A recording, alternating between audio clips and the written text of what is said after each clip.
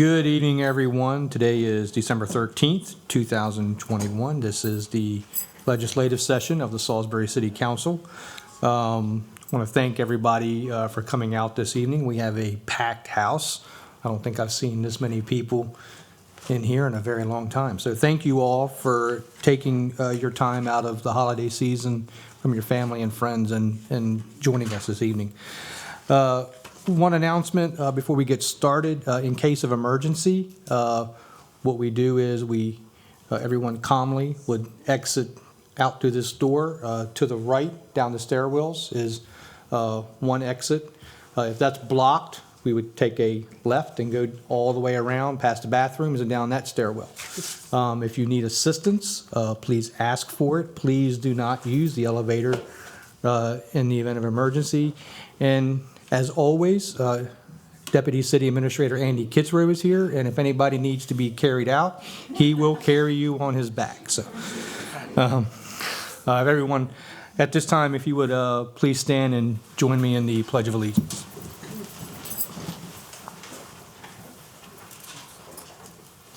I pledge allegiance to the flag of the United States of America and to the republic for which it stands, one nation, under God, indivisible, with liberty and justice for all.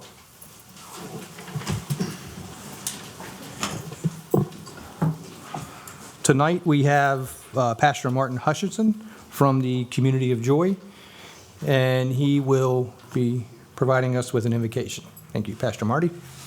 Let us pray. God of all life, tonight we stand on the threshold of the new year in the life of our city. We're grateful for the important work that has already been accomplished in this past year on behalf of our city by those who answered the call to leadership. And we are eager to see the work that will be accomplished in the coming year by those who will continue in leadership. We long to see the beauty that this team creates as they labor together for the good of our neighborhoods and the collective good of our city. Guide them, we pray, as they enter this new chapter. Give them clarity of vision, a willingness to work together for the good of all. Inspire them with the courage to be kind and call us to be a kinder city. Grant them ears to hear the concerns of all those, especially those who experience a different life reality. Create in them an awareness of those on the margins, a sensitivity to the needs of those who find life filled with challenges. Grant them an eagerness to look beyond the easy or the well-worn and help them creatively and boldly dream new, never-before-tried solutions. God, tonight as we prepare to turn the page and open the door to what lies ahead, bless Michelle, April, Angela, Muir, and Jack as they give generously of their best on behalf of our city. Bless Jake, Julia, Andy, Kim, Julie, Ashley, and Michael as they support each other in the new work that is ahead. Thank you for each of them and the gifts they have, the dreams they share, the respect and dignity they offer, and the commitment to civility they pledge. God, help us to let go of the things that divide us and individual perspectives to pursue common ground and an ability to work for the common good of our neighbors, near and far. Bless us, O God, as we join in this transformative work, as together we create a kinder, more livable, generous community that enhances the dreams of all its people in each of its neighborhoods. Lead us on new paths and in such a way that the work we do together would honor you and give testimony to your love and grace lived out in our life together in a city where all its citizens matter. We pray all of this in the power of your holy name. Amen. Amen. Thank you, Pastor Marty. At this time, the mayor has a special presentation.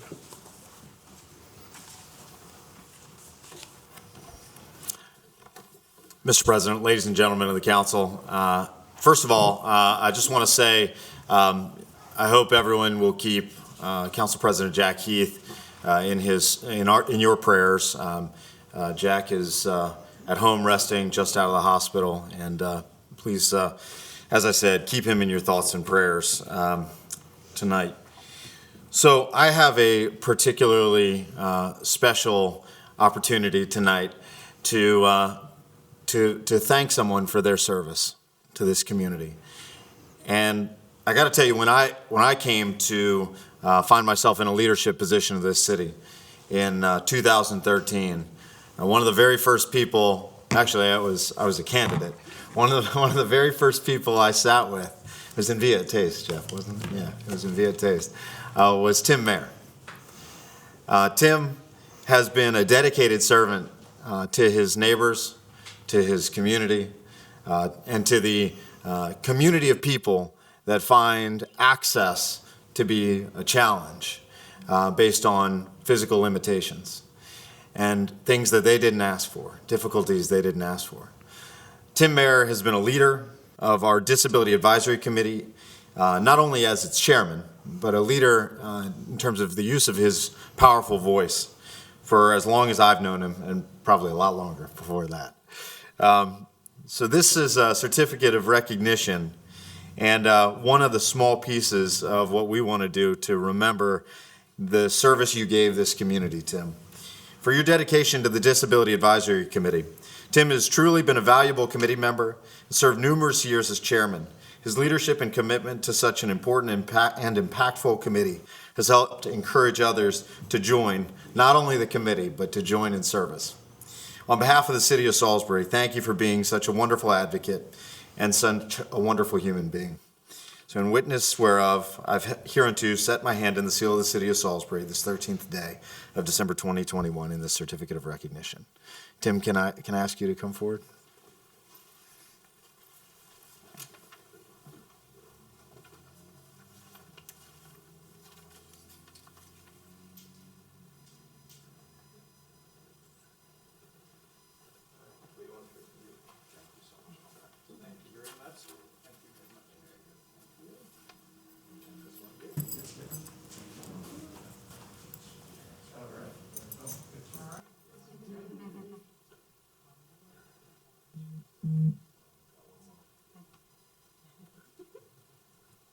Can we get one this way too? Oh, Hi, Tim. Hello, Tim.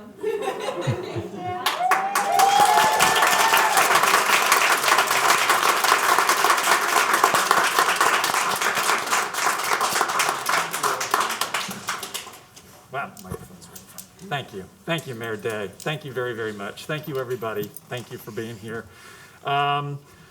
First of all, I really do have to thank the two past mayors, Mayor Barry Tillman and Mayor Jim Ireton, for appointing me and reappointing me to this committee years ago. And so that's how long it's been.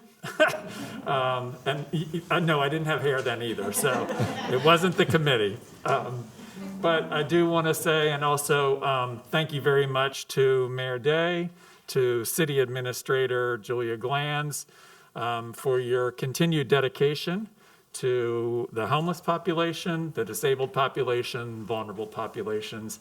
You know, the one thing that we don't have a battle with is really with the city administration. There are lots of other things to overcome and lots of other challenges that we have, but that's not one of them. So thank you very much for that. Thank you to the support from the city in terms of the city staff, previously Julie English, and now currently Jesse Turner in the mayor's office as well. There are really our lifeblood to make everything happen behind the scenes. I would be remiss if I didn't also just acknowledge and thank the past and current members of the Disability Advisory Committee. It's a great group, agency representatives as well as individuals living with disabilities that are on the committee as well. Thank you very much to Council President Jack Heath for his previous leadership on the committee as well. He was previously one of the chairpersons. And currently, thank you to Councilwoman Gregory. She's the current liaison to the committee. And so all of that is a lot of teamwork, and that's how we do it. There's lots of challenges, and so anybody in the community who is interested in wanting to know more about it, the committee meets on a quarterly basis, March, June, September, and December. And you can find that information on the city's website as well. Just a project to be looking forward to for 2022. We are making a video of what it is like to be a disabled person living, accessing, and trying to get around in the city of Salisbury. We've got some great facilities, and some of them are in great accessibility shape, and we are going to highlight them for the city and kind of toot the city's horn in terms of what it is like and the accomplishments that over the years have been done in the city to make it livable for the disabled population. So stay tuned and look forward to that. That's a great accomplishment. It's been many years in the making, and through the city staff and support, it's going to get done in 2022. So thank you again very much. Thank you, Mayor, again. Thank you. Thank you, Mr. President.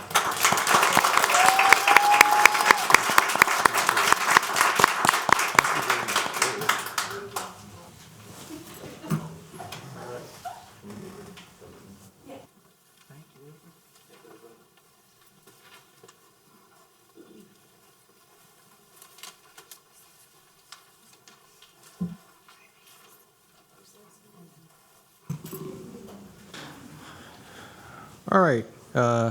Thank you all. Thank you for that, Mr. Mayor. At this time, we will entertain a motion and a second to adopt the legislative agenda. So moved. Second. Second. All right. All those in favor, please signify by saying aye. Aye. The chair votes aye. So, 4-0.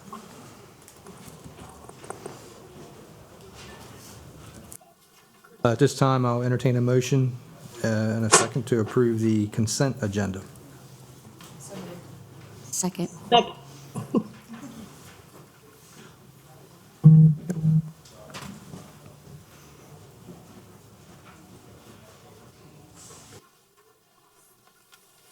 Ms. Nichols?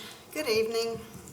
On the consent agenda tonight, we have the November 8th, 2021 council meeting minutes and closed session minutes, November 15th, 2021 work session minutes, resolution number 3138 approving the appointment of Noah Bresman to the Sustainability Advisory Committee Green Team for term ending November 2024, and resolution number 3139 approving the appointment of Megan Outen to the Sustainability Advisory Committee Green Team for term ending November 2024. And that's it. Any questions or comments from the council? No. Glad to have new members on the sustainability committee. Yes, yes, absolutely. All right.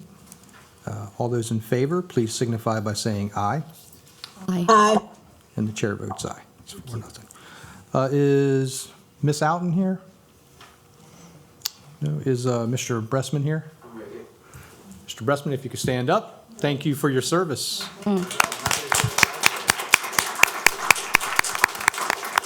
Let your friends and family know that we have other committees that need people on them too, so thank you. We appreciate both of them for their service. All right, next up, entertain a motion and a second to accept the presentation of the FY21 audit and financial statements. So moved. So, second. Second.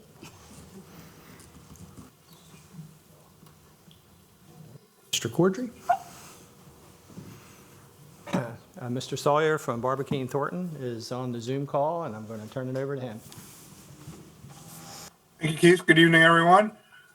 Just as a reminder, we did go over the statements in depth on the work session last week, so I'm not going to rehash anything there, but I will let you know again that the city did receive unmodified or clean audit opinions on their audit for the fiscal year ended June 30th, 2021. Since the meeting last week, we did finish reviewing with Keith and his staff the financial statements and The only things we've done is made a few cosmetic and formatting changes and a couple of dollar rounding issues with the footnotes to the statements. So they are basically exactly the same as you saw them last week. If anybody has any questions from the work session last week and going over the financial statements that you thought of afterwards, I'd be happy to entertain them. Council, do you have any questions at this None. time? Any comments? Okay. Mr. Mayor, do you have any comments on this? Yeah, I do. Okay. Obviously, we are, I think you always hold your breath as you go through an audit process. Keith and his team probably have to hold their breath a lot longer. I've been here since the 2012 budget and budget year, fiscal year. And, I think it's worth pointing out that it's no small feat that for now 5 consecutive years, we've had a clean audit with no comments. And that's not something we had ever achieved before that, which is obviously problematic, but, when speaking to the history, but seeing where we came from and that we've achieved what, most organizations and small governments cannot. I'm pretty proud of that fact. 5 years running. And I'm particularly proud of Mr. Cordry and his team in the Department of Finance who really, truly make all that possible. Thank you, Mr. Mayor. I will ditto that. It's like you said, watching some of the things we see in the news with other governments and mismanagement, probably one of the most transparent governments definitely in the area when it comes to finances, and very proud of that fact. And Mr. Cordry, we thank you and thank your team for us. We appreciate them. All right, so all those in favor of accepting the audit and the FY21 audit and financial statements, please signify by saying aye. Aye. Aye. And the chair votes aye. So it's 4-0. Thank you, Keith. Mr. Sawyer, if you could thank your team at Barbicane Thornton and Company. And Julia, they are 3 separate words. Barbicane is not a person. Barbicane Thornton is not a person. It's multiple people. That's a couple-year-old joke. So, well, we appreciate your service and thank you for everything this year. Thank you very much, and I will let my team know. If you need anything, please let Keith know. He knows how to get a hold of us. Thank you very much. Thank you, everybody. Have a good night. You too. At this time, I'll entertain a motion and a second to approve the award of bids. So moved. Jackson and Ms. Gregory. All right, Mrs. Miller? Oh, Yes. There she is. Yes, I am. Hello, everyone. All right. Several items this evening. Yes. The Department of Procurement hereby seeks approval from City Council for 4 procurement awards, 1 approval of a Tier 6 change order, and 1 request for surplus. So for all the procurement awards, the city followed required bidding practices by publicly posting the solicitations on the City of Salisbury's procurement portal and the State of Maryland's procurement website and eMaryland Marketplace Advantage. The departmental memos do provide further details for your information. The first item this evening is for invitation to bid number ITB 22-104. This is the Market Street Riverbank Stabilization. The scope of work on this included, it is the repair of the Wycomico River shoreline between Circle Avenue and Camden Street and on the southeast side of Circle Avenue Bridge. So what repair includes is removing existing bulkhead, the brick wall, the concrete wall, the trees, etc., installing topsoil, riprap, rock lining, and then fine grading and seeding. Bids went public on October 14th. We opened bids November 17th, and we received 2 bids. The lowest responsive and responsible bidder was Mertec Incorporated from Salisbury, Maryland, with a cost of $324,363. Funds are available in the account noted in your packet.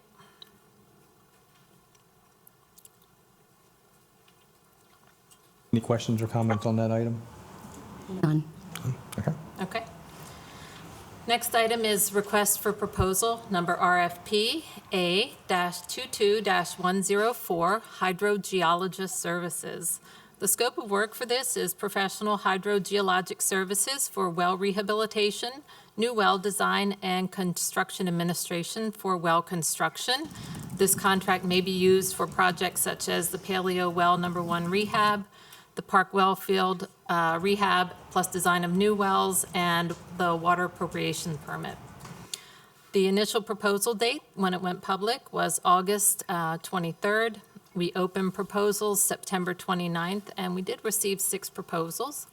All proposals were scored and evaluated by an evaluation committee. The 3 highest-ranked proposers were Whitman, Recker, and Associates from Baltimore, Maryland, Earth Data Incorporated from Centerville, Maryland, and Golder Associates from Richmond, Virginia. We estimate the total 3-year cost to be about $300,000, approximately $150,000 in the first year, and then should we renew the contract for successive years, about $75,000 a year.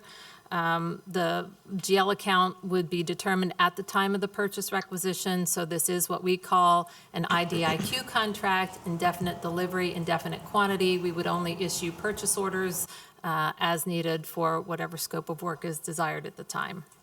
This is a 1-year contract with 2 optional 1-year renewals. Questions or comments? None. Next item. The next item is invitation to bid number A-22-102. This is a pump station wet well cleaning. The scope of work here includes quarterly, annual, and as-needed cleaning of the north side and south side water station wastewater pump station wet wells. That's a lot to say. Plus some of the other wet wells as well. We did initially bid this back in June. We opened bids in July. We did make an award to B&P Environmental 1 from Crofton, Maryland. That contract was initially awarded at council on September 13th. However, we are terminating the contract for convenience at this time for insufficient work performance of 2 recent wet well cleanings. So therefore, we would like to award to the second lowest responsive and responsible bidder, who is Chesapeake Environmental Services, LLC from Delmar, Maryland. We expect the annual cost to be approximately $80,000. Again, this is a 1-year contract with 2 optional 1-year renewals. Questions or comments? Next item. Okay. The next item is invitation to bid number 22-107. This is the wastewater treatment plant controls building HVAC replacement. It's replacing the HVAC system at the wastewater treatment plant controls building. We bid this on September 1st. We opened bids on October 5th. We received 2 bids. The lowest responsive and responsible bidder there is J.F. Fisher from Baltimore, Maryland, for a total bid cost of $190,500. This award is contingent upon the approval of Ordinance 2699 tonight, which is the second reading for a budget amendment of $100,500. Questions or comments? Okay. None. Next item. Okay, the next item is our change order for RFP request for proposal 03-14, that's the skate park design build. The change order scope of work includes the design and build or construction of Phase 2B, which is the final phase of the Salisbury skate park. This contract was initially awarded to Adira Construction from Chesapeake, Virginia. The total cost for the change order is $142,401, and the funds are available in the account noted in your packet. Questions or comments on this item? Nope, we've talked about it Yes. quite in depth. All right, next item, please. Okay. The last item is a request for surplus. This was initiated by the Executive Office. This is for City Parking Lot Number 5, which is parcel 0869. This parcel is located next to Avery Hall Insurance in downtown Salisbury. It's approximately 6,600 square feet. It's currently used as a permit parking lot for City of Salisbury and includes 15 permit spaces. The mayor and executive office believe it to be in the city's best interest to divest of the property for the purposes of future street realignment and expanded parking capabilities in the downtown area.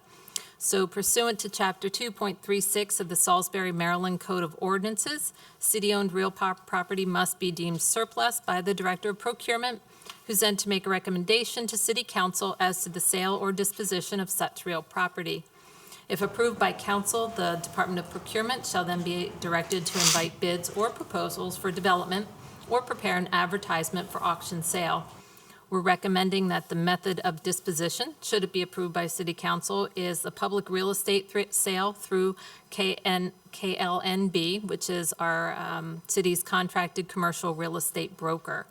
In your packet, I also included a plat map and an SDAT. Questions or comments on this item? None. None. Okay. Thank you. All those, I guess, any other questions or comment on the packet as a whole? No. Very well Okay. done. At this time, I'll call for the question. All those in favor of approving the award of bids, please signify by saying aye.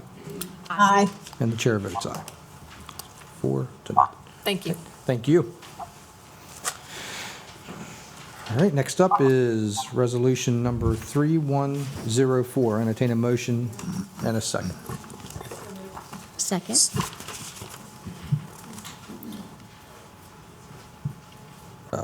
You are not Julia Glanz. I am not. And I invited the folks from Eastbound Disc Golf to come in here and just join us during the reading of the resolution in case there's any follow-up. Resolution number 3140, a resolution of the City of Salisbury authorizing the mayor to sign a memorandum of understanding with the Eastbound Disc Golf Incorporated regarding the creation of a disc golf courses in the vicinity of the city park.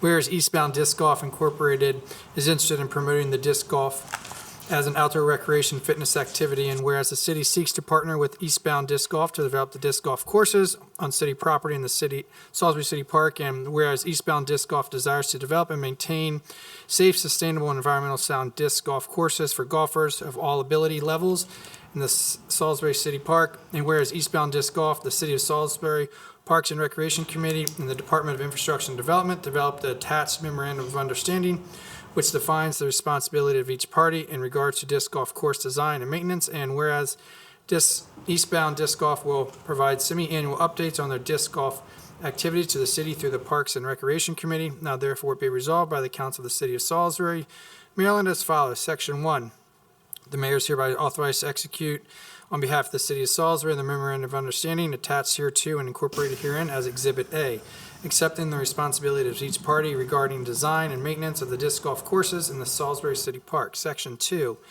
it is in intention of the mayor and the council of the City of Salisbury that each provision of this resolution shall be deemed independent of all other provisions herein. Section 3, if it is further the intention of the mayor and council of the City of Salisbury that if in any section, paragraph, subsection, clause, or provision of this resolution shall be adjudged invalid, unconstitutional, or otherwise unenforceable under applicable Maryland or federal law, such adjudication shall apply only to the section, paragraph, subsection, clause, or provision so adjudged, and all other provisions of this resolution shall remain and shall be deemed valid and enforceable.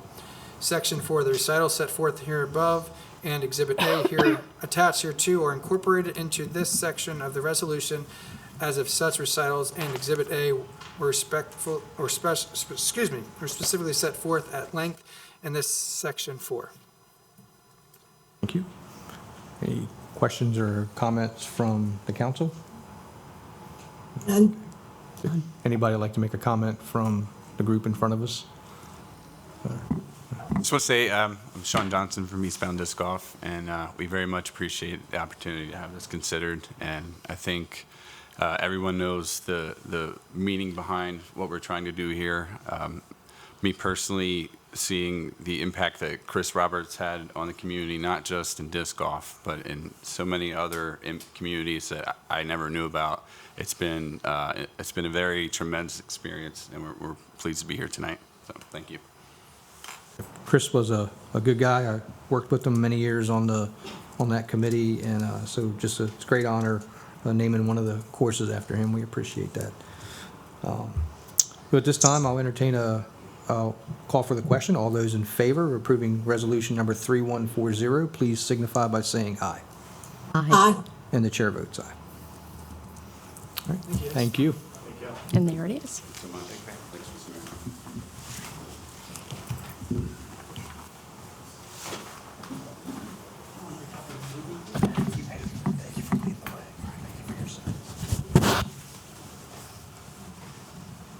At this time, I'll entertain a motion and a second for ordinance number 2695 for its second reading, which would authorize receiving a grant in amount of $597,024 to go towards the citywide bike network design project. So moved. So moved. Second. Good evening, Council Administration. Ordinance number 2695, an ordinance of the City of Salisbury authorizing the mayor to enter into a contract with the Maryland Department of Transportation Alternatives Program for the purpose of accepting a grant fund in the amount of $597,024, that's 597,024, and to approve a budget amendment to the grant fund to appropriate these funds for the citywide bike networking design project. Whereas the Maryland Department of Transportation administers a transportation alternatives grant program. And whereas the City of Salisbury Department of Infrastructure and Development has been awarded a TA program grant in the amount of $597,024 from MDOT SHA for the purpose of designating or designing a citywide bike network. And whereas this project will enhance bicycle safety and improve transportation alternatives for the population of the city, and whereas all funds shall be used for the purpose of designing a citywide bike network. And whereas Section 7-29 of the Salisbury City Charter prohibits the city from entering into a contract that requires an expenditure not appropriated or authorized by the Council of the City of Salisbury. And whereas the appropriations necessary to execute the purpose of this grant must be made upon the recommendation of the mayor and the approval of 4/5 of the Council of the City of Salisbury. Now therefore, be it enacted and ordained by the Council of the City of Salisbury, Maryland as follows. Section 1, Mayor Jacob R. Day is authorized to enter into a grant agreement with the Maryland Department of Transportation Alternatives Program on behalf of the City of Salisbury for the city's acceptance of grant funds in the amount of $597,024. Be it further enacted and ordained by the Council of the City of Salisbury, Maryland as follows. Section 2, the City of Salisbury's grant fund budget be and hereby is amended as follows. Increase MDOT revenue account number 10500-425-804-XXXX by $597,024. Increase engineering expense account number 1055-513-020-XXXX by $597,024. Be it further enacted and ordained by the Council of the City of Salisbury, Maryland as follows. We have Section 3, Section 4, Section 5, and Section 6. These are all our standard legalese in all of our ordinances and have been read on first reader. So this ordinance was introduced and read at the meeting of Mayor and Council of the City of Salisbury held on the 22nd day of November, 2021. And hereafter, a statement of the substance of this ordinance has been published and required by law. Any questions or comments from the council? Hearing none, call for the question. All those in favor of approving ordinance number 2695 on second reading, please signify by saying aye. Aye. And the chair votes aye. All right, next up is I'll entertain a motion to approve ordinance number 2696 for second reading. This is part of the grant that we got through the United States Conference of Mayors from Target for $75,000. So moved. Ordinance number 2696, an ordinance of the City of Salisbury authorizing the mayor to enter into a contract with the United States Conference of Mayors for the purpose of accepting police reform and racial justice grant program funds in the amount of $75,000 and to approve a budget amendment to the grant fund to appropriate these funds so that they may be applied to the Salisbury Police Mental Health Collaborative Partnership. Whereas the Salisbury Police Department has been awarded a grant in an amount of $75,000 from the United States Conference of Mayors and Target Corporation to be applied to salary support of a collaboration between mental health professionals and the Salisbury Police Department. And whereas mental health professionals from within the community and the Salisbury Police Department will train together to develop best practices for a co-responder model with regard to service calls involving persons appearing to be mentally ill, substance abusers, and/or the homeless. And whereas the goal of training and developing a co-responder model is for the mental health professionals and the Salisbury Police Department to better understand each other's role while providing the best assistance to the public at large. And whereas the above described collaboration and development of a co-responder model will lessen the possibility for negative police encounters, as well as lessen the possibility of injuries to members of the public, law enforcement, mental health professionals, and other responders. And whereas the City of Salisbury Police Department shall utilize all grant funds for the salary support of both mental health professionals and the Salisbury Police Department. And whereas Section 7-29 of the Salisbury Charter prohibits the city from entering into a contract that requires an expenditure not appropriated or authorized by the council of the City of Salisbury. And whereas appropriations necessary to execute the purpose of this grant must be made upon the recommendation of the mayor and the approval of 4/5 of the council of the City of Salisbury. Now therefore, be it enacted and ordained by the council of the City of Salisbury as follows. Section 1, Mayor Jacob R. Day is authorized to enter into a grant agreement with the United States Conference of Mayors on behalf of the City of Salisbury for the city's acceptance of grants funds in the amount of $75,000. Be it further enacted and ordained by the Council of the City of Salisbury, Maryland as follows. Section 2, the City of Salisbury's grant fund budget be and hereby is amended as follows. Increase U.S. Conference of Mayors revenue account number 10500-XXXXX-X-XXX by $75,000.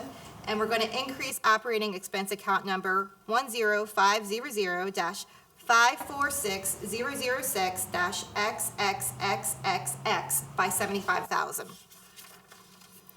Be it further enacted and ordained by the Council of the City of Salisbury, Maryland as follows. We have Section 3, 4, 5, 6, again, the legalese in all of our city ordinances and read on first reader. This ordinance was introduced and read at the meeting of the Mayor and Council of the City of Salisbury held on the 22nd day of November 2021, and thereafter a statement of the substance of this ordinance has been published as required by law. Any questions or comments from the council? No. I think this is a very good thing. I think this is exciting. This is a beginning to helping people who have chronic mental illness, especially. Hearing no more questions or comments, I'll call for the question. All those in favor of approving ordinance number 2696, please signify by saying aye. Aye. And the chair votes aye. Mr. President, Yes. if I may, just make a comment. I know you've heard me say part of this before about this grant. This was, there were 3 cities in America selected for this: Dallas, Albuquerque, and Salisbury. And, leading the way on our emergency response tactics and design of our emergency response system for mental health calls is, something we're committed to. I want to be clear: the $75,000 will help us craft the answers, and then, in future years there will be more costly solutions. But we believe strongly that the systems we have in place to respond to emergencies aren't designed necessarily for this particular skill set. We've got incredibly gifted police officers, incredibly gifted paramedics, EMTs, and firefighters, and having a third entity by their side during these types of crises could prove to have better outcomes. So I just want to say thank you, and I hope, Councilwoman Blake, I hope you're right that this does get us on a better path to responding to those types of calls. Thank you, Mr. Mayor. At this time, I'll entertain a motion and a second to approve ordinance number 2697 for second reading. This authorizes the mayor to accept grant funds from the Emergency Solutions Grants CARES Act for $117,600. So moved. Second. Ms. Gregory got that one. Ordinance number 2697, an ordinance of the City of Salisbury authorizing the mayor to enter into a contract with the Somerset County Health Department for the purpose of accepting Emergency Solution Grant, CARES Act, ESG-CV2, funds in the amount of $117,600, and to approve a budget amendment to the grant fund to appropriate these funds for a homeless services case specialist, rapid rehousing rental assistance, portable toilets, and hand washing stations. Whereas the Somerset County Health Department has been charged with the administration of grant funds received by the Maryland Department of Housing and Community Development Emergency Solutions Grant, ESG-CV2, a program under the Coronavirus Aid, Relief, and Economic Security Act of 2020, the CARES Act, to prevent, prepare for, and respond to coronavirus among individuals and families who are homeless, are receiving homeless assistance, and to support additional homeless assistance and homelessness prevention activities to mitigate the impacts created by coronavirus. And whereas the City of Salisbury submitted a grant application to the Somerset County Health Department for funding to hire an additional homeless services case specialist, provide additional rapid rehousing rental assistance to homeless clients, and to provide for 2 portable toilets and 2 hand washing stations for 1 year. And whereas the Somerset County Health Department has awarded city ESG-CV2 grant funds in the amount of $117,600. And whereas the City of Salisbury must enter into a grant agreement with the Somerset County Health Department defining how these funds must be expended. And whereas all funds shall be used to hire a new homeless services case specialist, provide additional rapid rehousing rental assistance, and provide funding for 2 portable toilets and 2 hand washing stations for 1 year. And whereas Section 7-29 of the Salisbury City Charter prohibits the city from entering into a contract that requires an expenditure not appropriated or authorized by the Council of the City of Salisbury, and whereas the appropriations necessary to execute the purposes of this grant must be made upon the recommendation of the mayor and the approval of 4/5 of the Council of the City of Salisbury. Now therefore, be it enacted and ordained by the Council of the City of Salisbury, Maryland, as follows. Section 1. Mayor Jacob R. Day is hereby authorized to enter into a grant agreement with the Somerset County Health Department on behalf of the City of Salisbury for the city's acceptance of grants funds in the amount of $117,600. Be it further enacted and ordained by the Council of the City of Salisbury, Maryland, as follows. Section 2. The City of Salisbury's grant fund budget be and hereby is amended as follows. Increase DHCD, got it.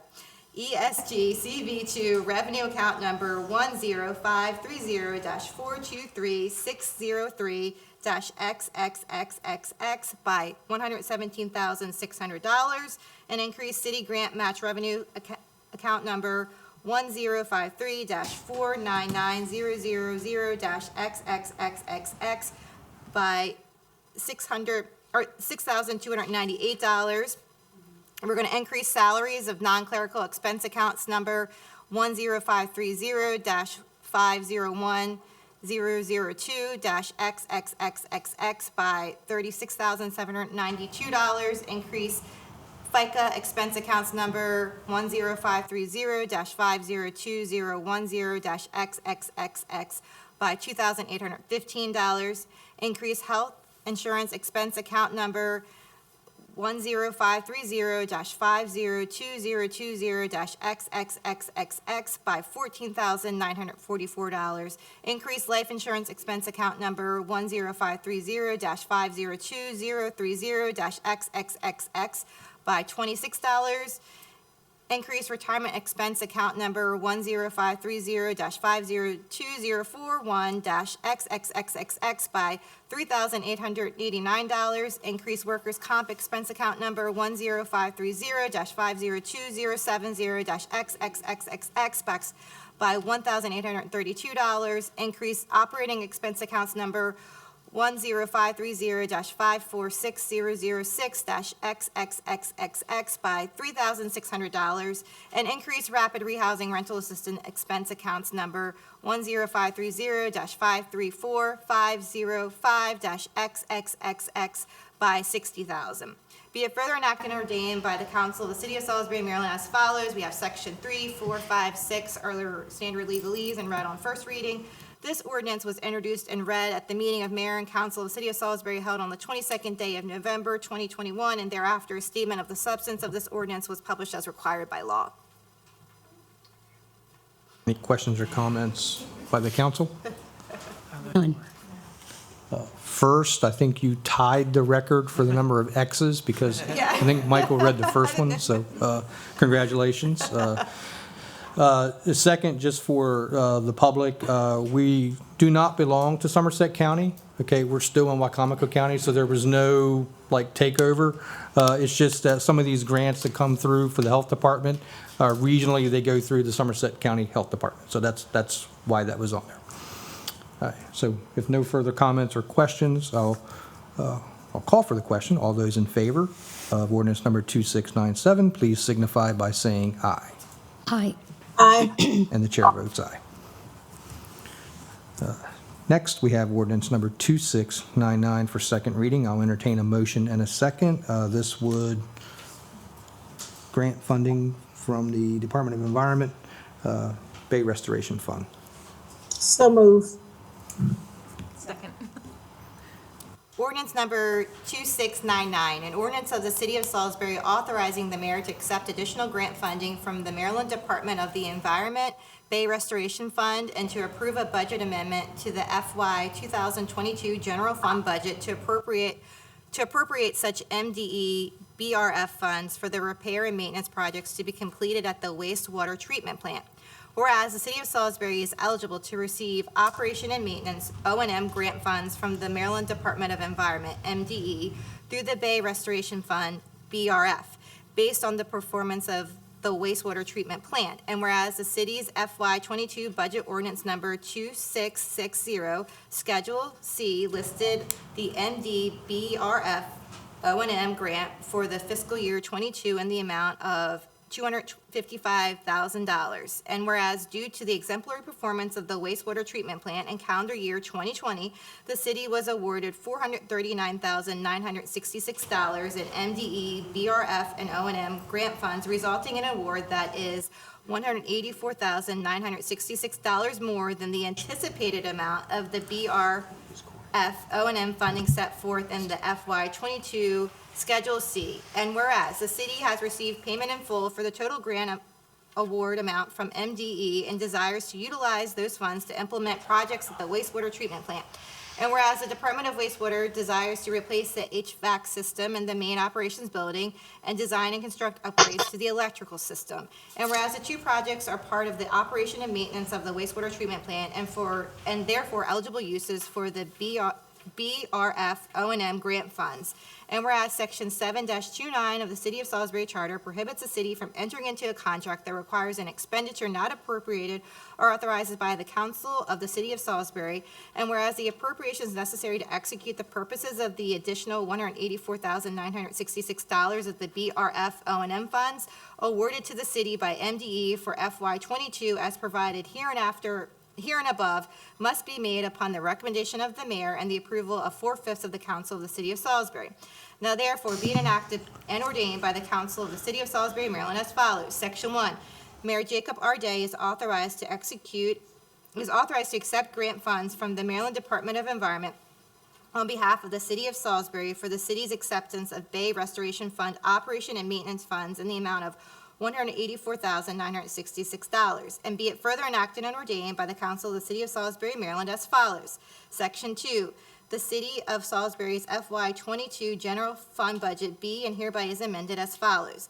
Increase MDE revenue account number 60100-425800 by $184,966 and increase WWTP HVAC construction expense account number 96216-513026-55519 by $100,500. and increase WWTP electrical system upgrade design account number XXXXX-513-020-XXXXX by $180,000, and increase WWTP electrical system upgrade construction account number XXXXX-513-02-XXXXX by $159,466. Be it further enacted and ordained by the Council of the City of Salisbury, Maryland as follows. Section 3, Section 4, Section 5, Section 6, again, the standard legalese, and all of our ordinances, and read on first reading. This ordinance was introduced and read at the meeting of the Mayor and Council of the City of Salisbury held on the 22nd day of November, and thereafter a statement of the substance of this ordinance was published as required by law. Any questions or comments from the council? None. None? I'll just say, anytime you can get a grant from the MDE and not a fine, that is a great day. So, Yeah. Absolutely. May I?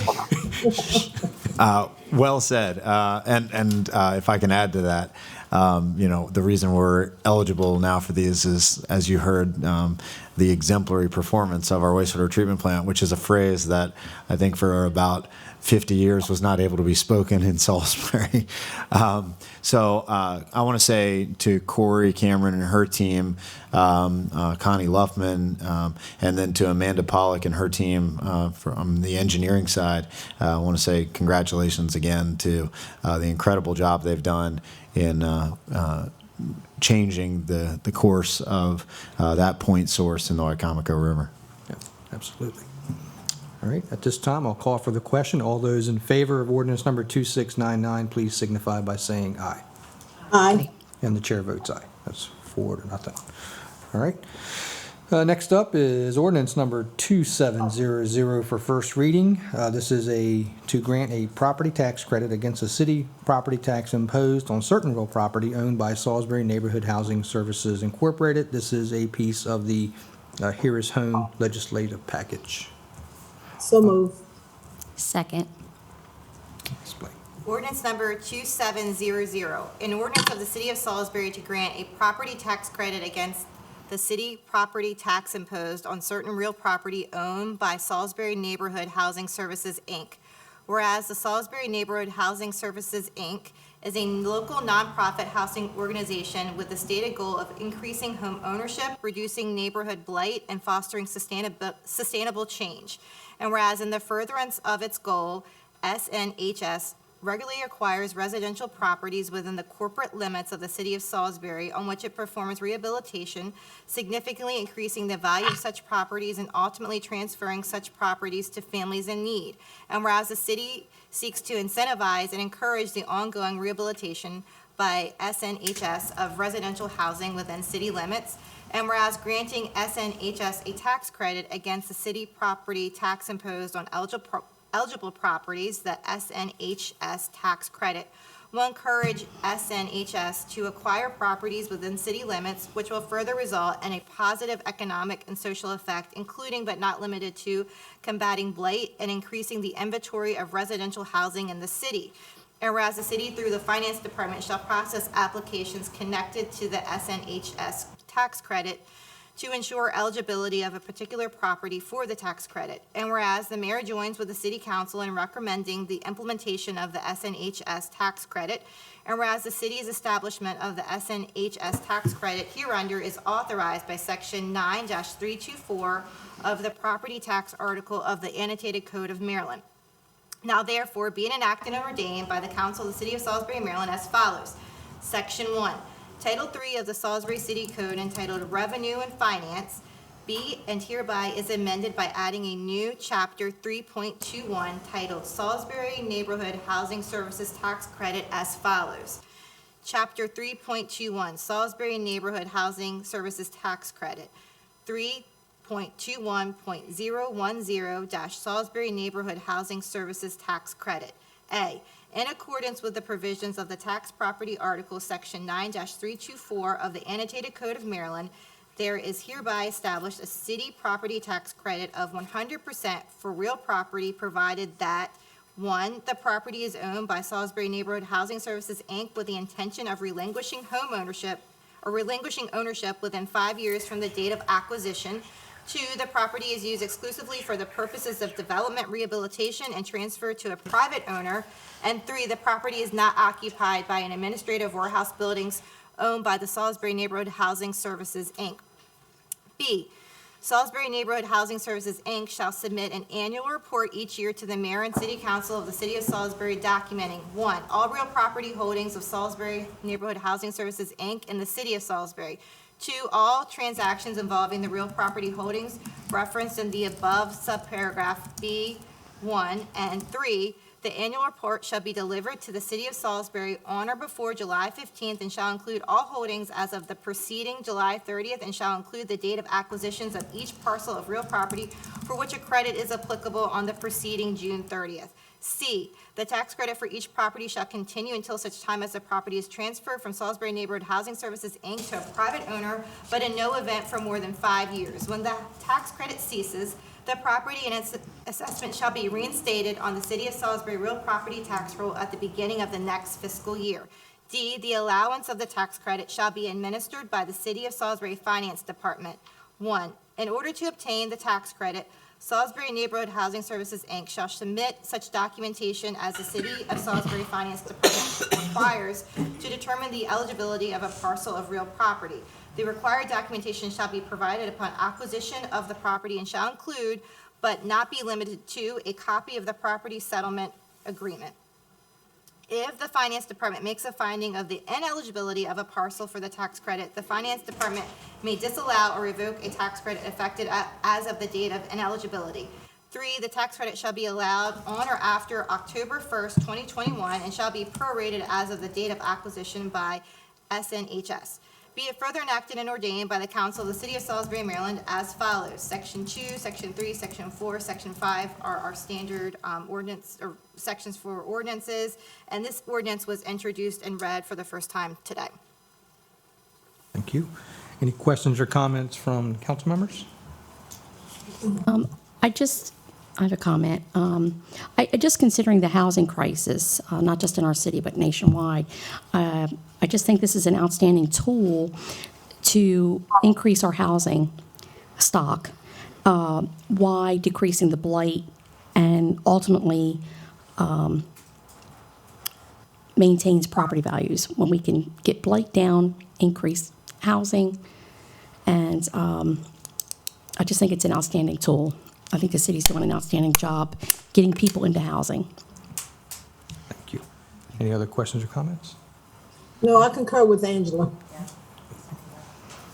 right. At this time, I'll call for the question. All those in favor of ordinance number 2700, please signify by saying aye. Aye. And Aye. the chair votes aye. All right.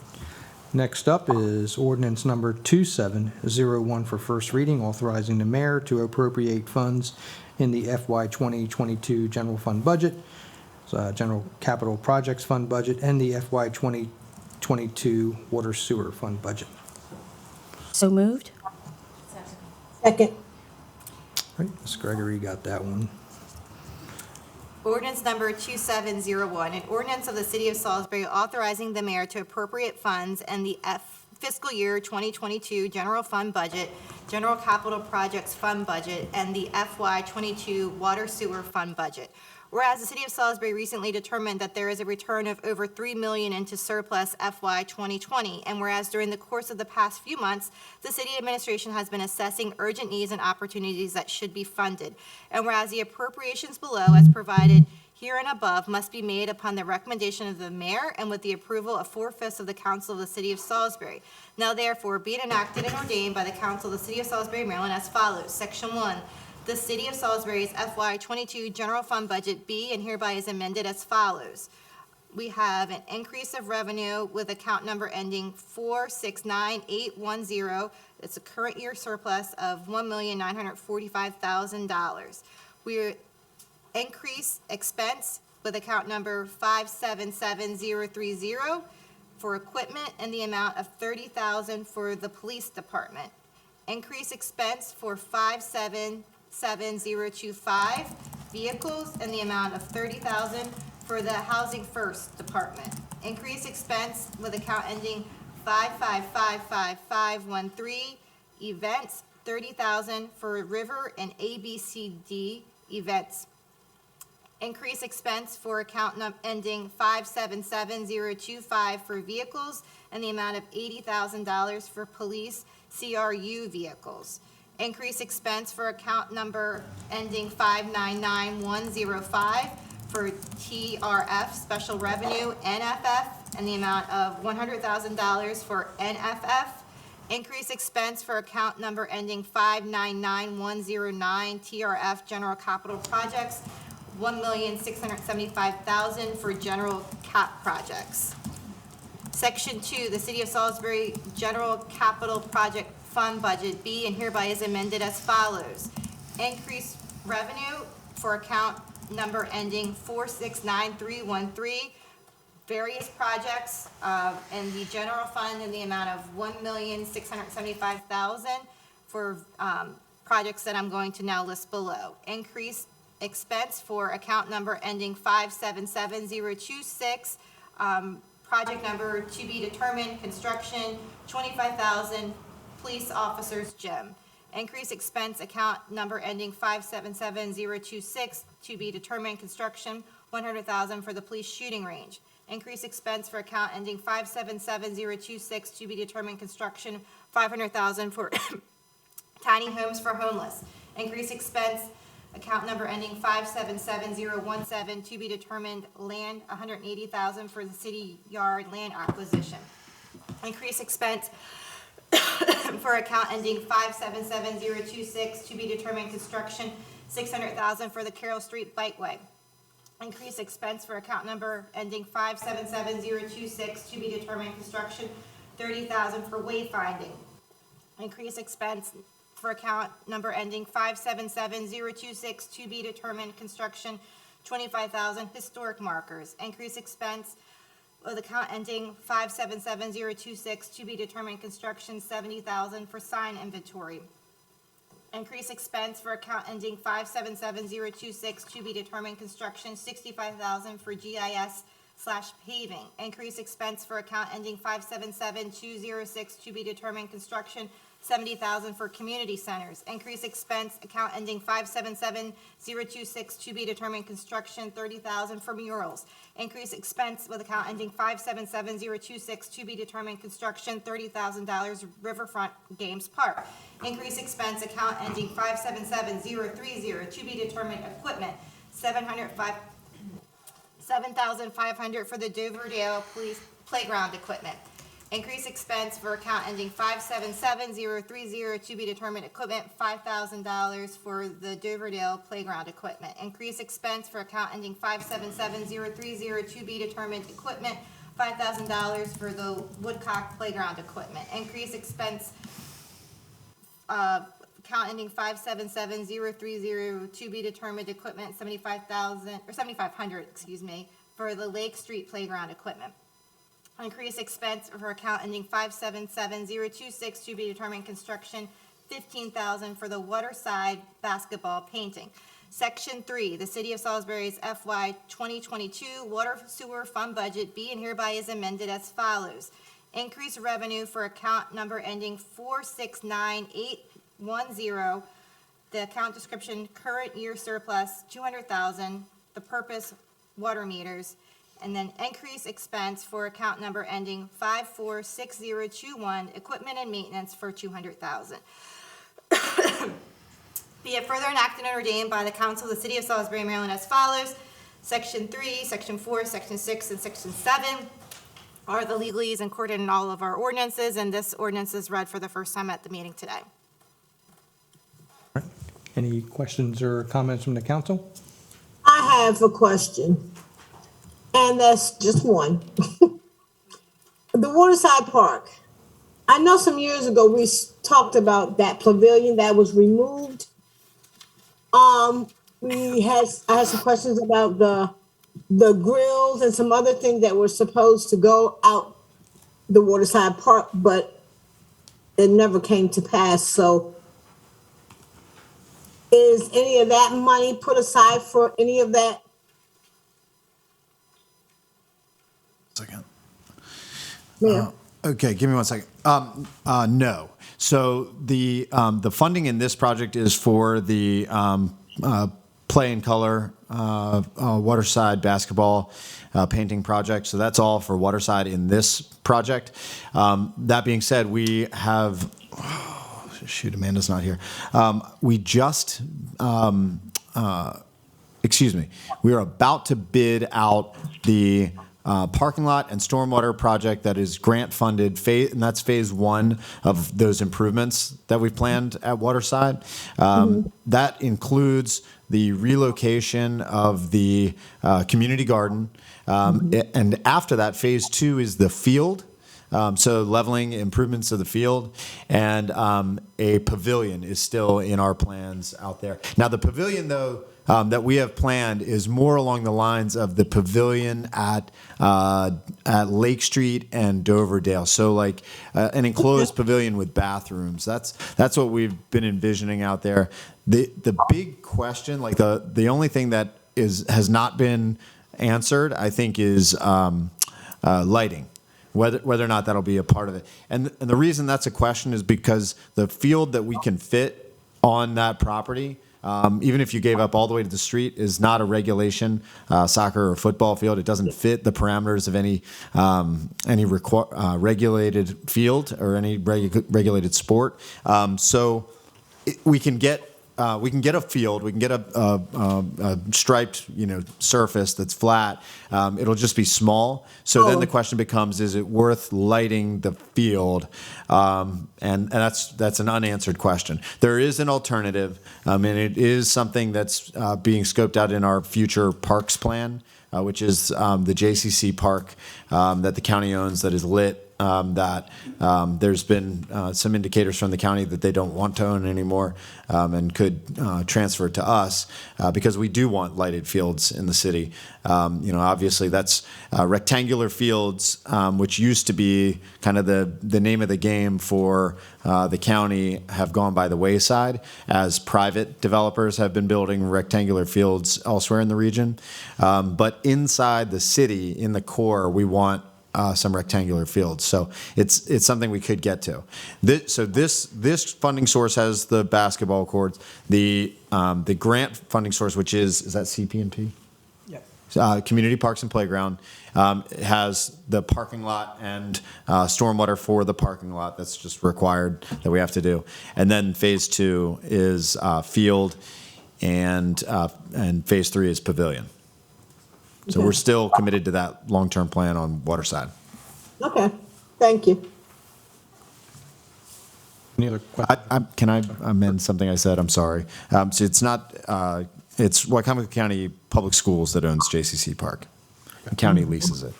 Gotcha. Any other questions or comments? I have a comment. Again, these projects and tools are vital to keeping our city maintained, improved, and enhanced. And I think they are very well thought out projects and very well planned. And I as a resident, I appreciate a lot of these things on this checklist. Mm-hmm. I was going to say, there's a wide range of things here that we're going to get done with this money. And, some of the bigger projects are going to make a huge difference in some people's lives. I'm incredibly excited about all the stuff that's on here. We've got some, and I'm looking forward to seeing where the new murals are going to go. But obviously, the tiny project is going to be a major boost for the folks that That need it the most. As someone who has experienced being unhoused myself, I can't tell you how dehumanizing it is and how difficult it is to try and overcome. And something like this will absolutely lift some people up and, people experiencing it up and help them in ways that they have not been helped by this community before. Thank you. I concur with all those comments that everybody has made so far on this item. And the other thing I would add is the ability to do this, to have surplus, goes to number one, we have prudent financial management of our city's funds from an extraordinary team that day in and day out, they make sure everything is above board. Keith does a lot of things with saving money on things, and that also affords us, and, looking at the audit, where the government accounting financing standards, wants a city to have, at least 3 months. We were over 4 months, I think, at this point. So we are in good financial standing to be able to make this amendment to our budget. So at this time, I'll call for the question. All those in favor of ordinance number 2701 for the first reading, please signify by saying aye. Aye. And the chair votes aye. All right, thank you. Next up, last item on our agenda is ordinance number 2702 for first reading. I'll entertain a motion and a second. This is to approve or accept grant funds from the Governor's Office of Crime Prevention, Youth, and Victim Services for $20,000. So moved. Second. Ms. Jackson, Ms. Gregory. Ordinance number 2702, an ordinance from the City of Salisbury accepting grant funds from the Governor's Office of Crime Prevention, Youth, and Victim Services in the amount of $20,000 under the FY22 Police Recruitment and Retention Program, and amending the grant fund budget to appropriate these grant funds to supplement the cost of gym memberships for Salisbury police officers. Whereas the Salisbury Police Department has been awarded a grant in the amount of $20,000 from the Governor's Office of Crime Prevention, Youth, and Victim Services under the FY22 Police Recruitment and Retention Program to assist in the recruitment and retention of police officers for the City of Salisbury, Maryland. And whereas the grant funds are specifically provided to supplement the cost of gym memberships for Salisbury police officers. And whereas the grant fund shall supplement the cost of a one-year membership to a local gym for police officers holding the rank of captain and below. And whereas this incentive shall include current police officers as well as new recruits hired in FY22 for a maximum of 94 police officers. And whereas the police officers shall be required to sign a contract of commitment to remain with the City of Salisbury Police Department for at least 1 year after receiving the grant funds.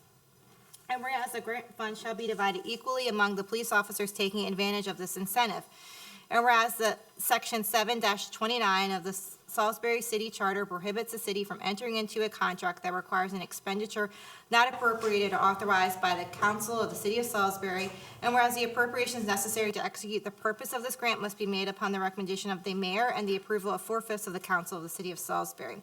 Now therefore be it enacted and ordained by the Council of the City of Salisbury, Maryland as follows. Section 1, Mayor Jacob R. Day is hereby authorized to enter into a grant agreement with the Governor's Office of Crime Prevention, Youth, and Victim Services under the FY22 Police Recruitment and Retention Program on behalf of the City of Salisbury for the city's acceptance of grant funds in the amount of $20,000.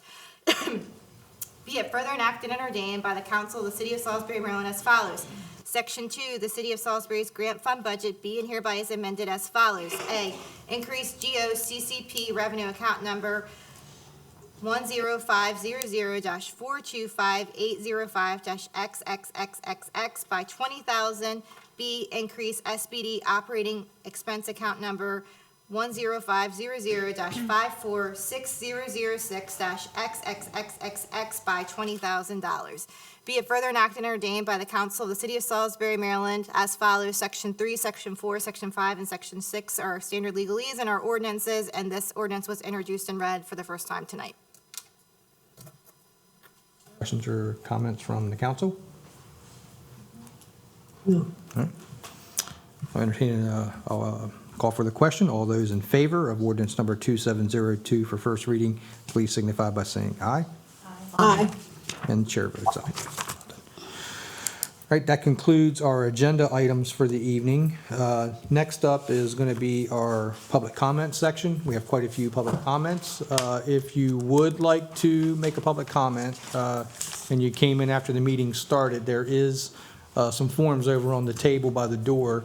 We ask that you would fill that out and hand it to our city clerk, Kim Nichols, and we will put you in line. We are taking these in the order that we received them. So with so many comments, we do ask, 3-4 minutes, make your point. If somebody before you has said what you wanted to say, you can say ditto, maybe add another point. And then we ask that everyone please be respectful. And first up And I would suggest that you model your comments after the first individual who has submitted, Pastor Marty Hutchison.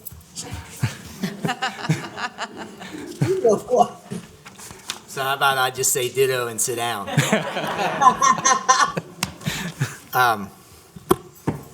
So thank you for the honor to speak tonight. I come to speak on behalf of our unsheltered population in the city of Salisbury. Full disclosure, I am no longer a resident in Salisbury. I live in Delmar, Maryland for the last year. But I work in Salisbury. The church I pastor is in Salisbury. I have the honor of being the Secretary of Community Gardens for the city of Salisbury. And I have worked for the last 22 years here in the city at that church, Community of Joy. I've worked with the homeless population for the last 16 years. I care very deeply. We have talked about this situation, the tiny home situation, for a long time.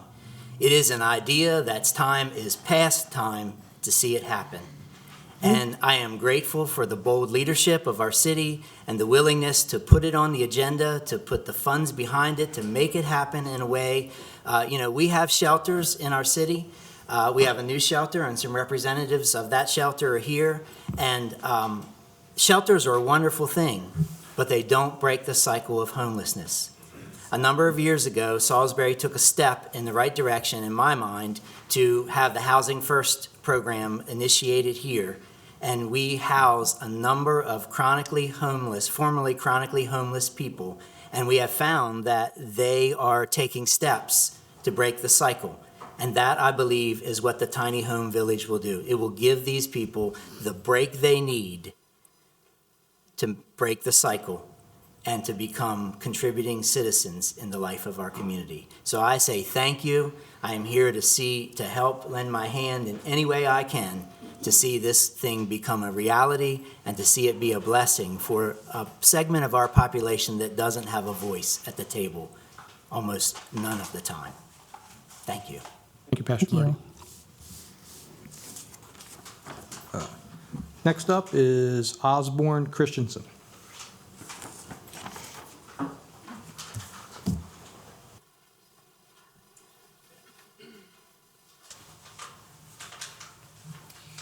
Good evening. As I said, my name is Osborne Christensen. I've probably been a member of this community more than most of you have been alive. I was born and raised here, and I am very involved in the community as a whole. Unfortunately, I'm probably here going to be put in the woke cancel community area. I am not in favor of this project, the tiny home project, as it is being put forth. By no means am I opposed to the offering aid to these homeless individuals. My actual experience suggests a more tempered approach with greater practicality. I've volunteered many a times at church serving during these winter months when housing and food would be supplied to the homeless. While many were appreciative and respectful, I couldn't help but notice that if we had a warmer evening, many beds were vacant, even though we provided shelter and 3 satisfying meals. Why would they stay away? I learned from discussions with many of these folks.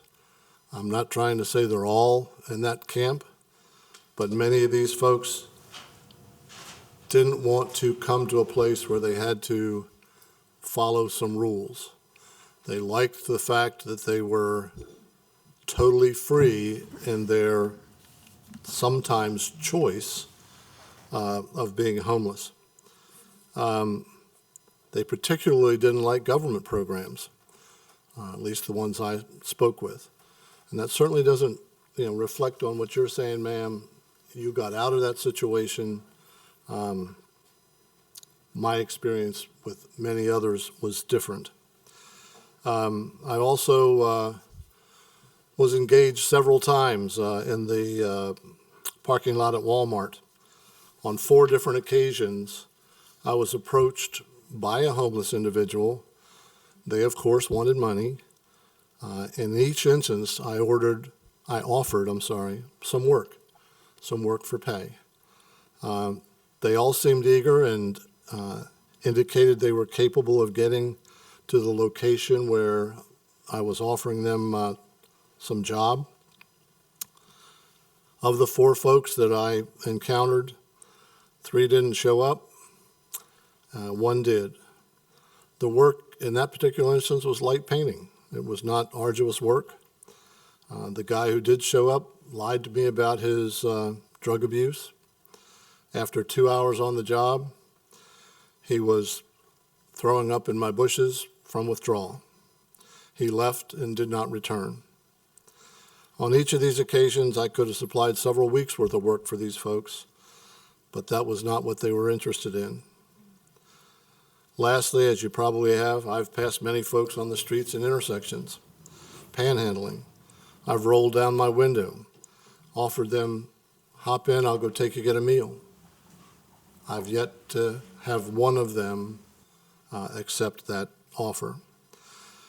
These experiences, along with other reasons, make me reluctant to spend hundreds of thousands of dollars of taxpayer money on this particular project.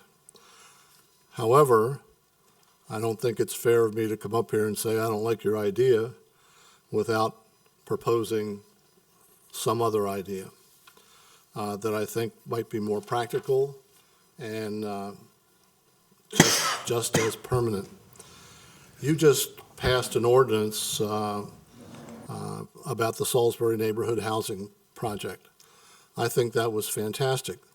That was a method of, as you said, ma'am, getting the blighted places in our community uplifted and rehabbed and supplied to folks who need them.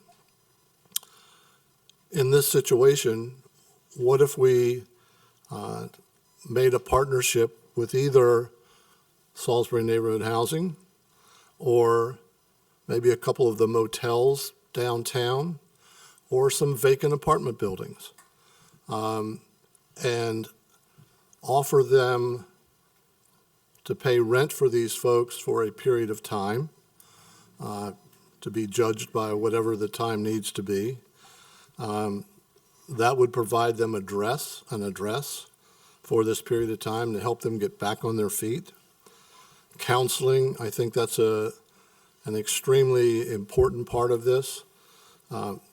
Many of these folks may have some mental issues that they need counseling for. While they're perhaps at one of these facilities, you offer some counseling, get them to overcome issues which they may be dealing with.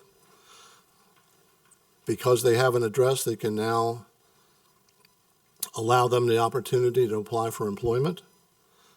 And then, if that happens, search out subsidized housing. The cost would be far less than the project that you're talking about. Same goal of integrating the folks into society. And I think the taxpayers deserve a more judicious spending approach to the problem. Also, some of the things that I mentioned in an email which I sent to each of you. This is very near a elementary school. While not all of the folks we may be talking about have issues, there are issues with some of them that could cause problems with children. Also, that property that you're talking about is zoned industrial.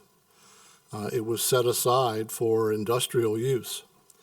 It's probably, I think, to my understanding, one of the last pieces of property in the city that is industrial. That takes away the opportunity. Mr. Christensen, it's been over 3 or 4 minutes, so if you could. I'm wrapping up. Okay, thank you, sir. Okay. That takes away the opportunity for jobs if some industry were to come back into town. I offer these ideas as an alternative. Obviously, some of you have your heart set on these tiny homes. I think there are some better ways to accomplish it, and that's what I'm offering. Thank you. Thank you, sir. Thank you. Next up is Jim Teosadis. Hope I said that name right.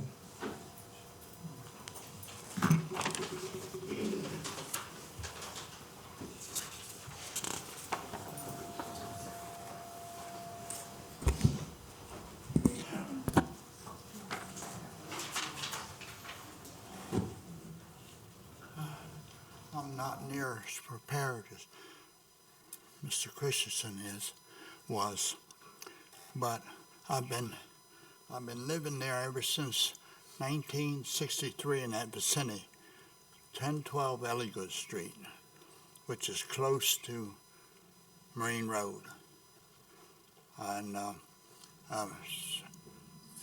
I'm 85 years old now, and I've put up with a lot there.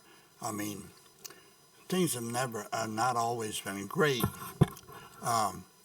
because, you know, we got the school there, we got football, baseball, and hockey right across the street from me, and they provided them places to go to bathroom, but they didn't provide any trash cans. And then when they finally did, I complained about it. They never emptied them. And I know this is something that agitates me, and it agitates my neighbors too, because what they do, they run over with the lawnmower, and then when the wind blows that direction, it's on our front step. And it's hard to put up with, but we do. And that street, Elligood Street, it's only made for 2 cars going by each other. Well, what the heck? We got 2 buses going by, a bus with a trash collector going by, and I've been putting up with it, and we all have been putting up with it. But this, what you're thinking about doing, I taste the cake, and we can't. The school around there doesn't even have a fence around it, and even though if you did put a fence around it, it would only help. So I'm against it for one, and those are the reasons. And I've lived there a long time, and I've had two attempted break-ins, and the whole time since 1963. And for generally, that's a nice neighborhood. A lot of renters, but we all get by. But I don't know what's going to happen now. So I wish you'd think this thing over. Thank you, sir. Next up is Cassandra Bello.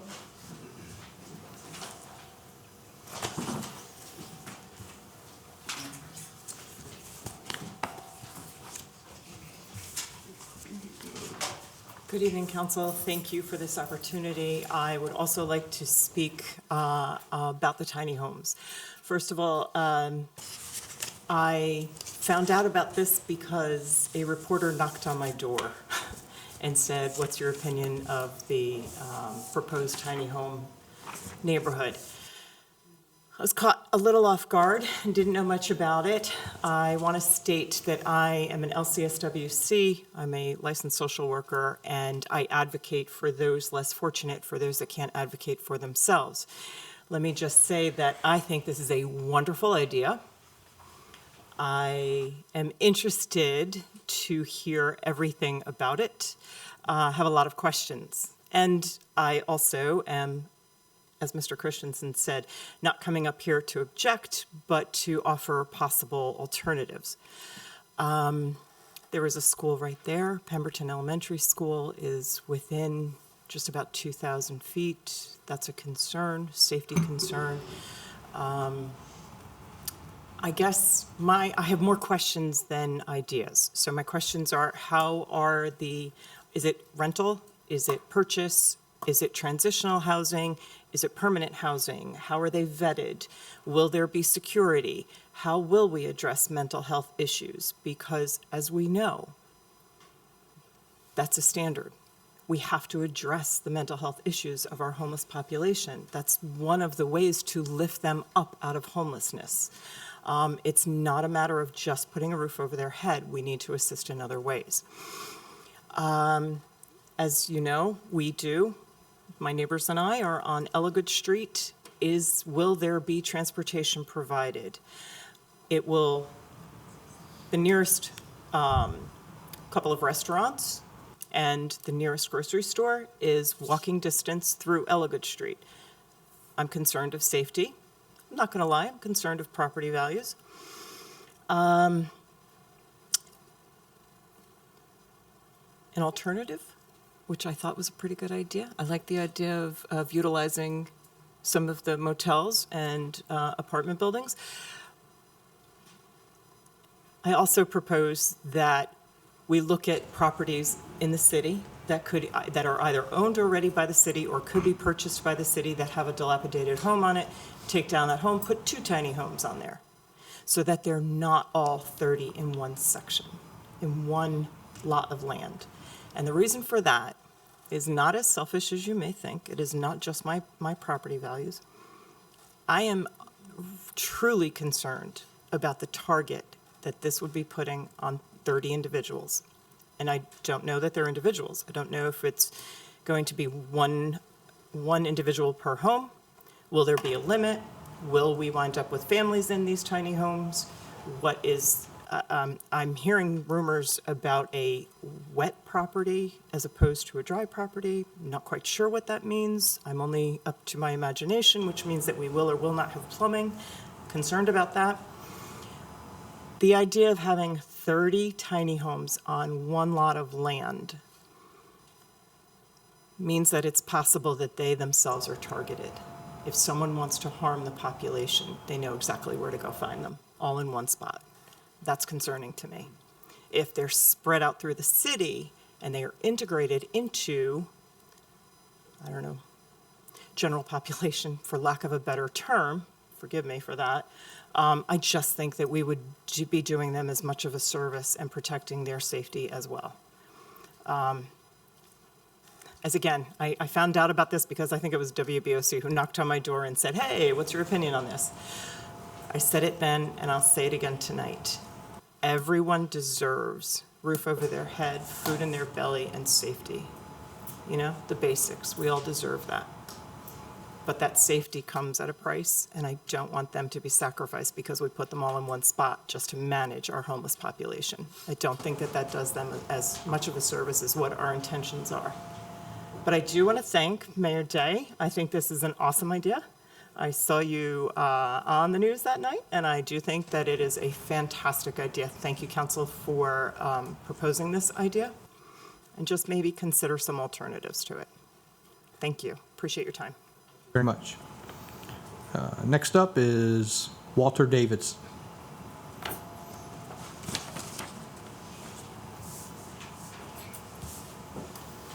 My name is Walter Davidson. I'd like to ditto what Pastor Martin had said.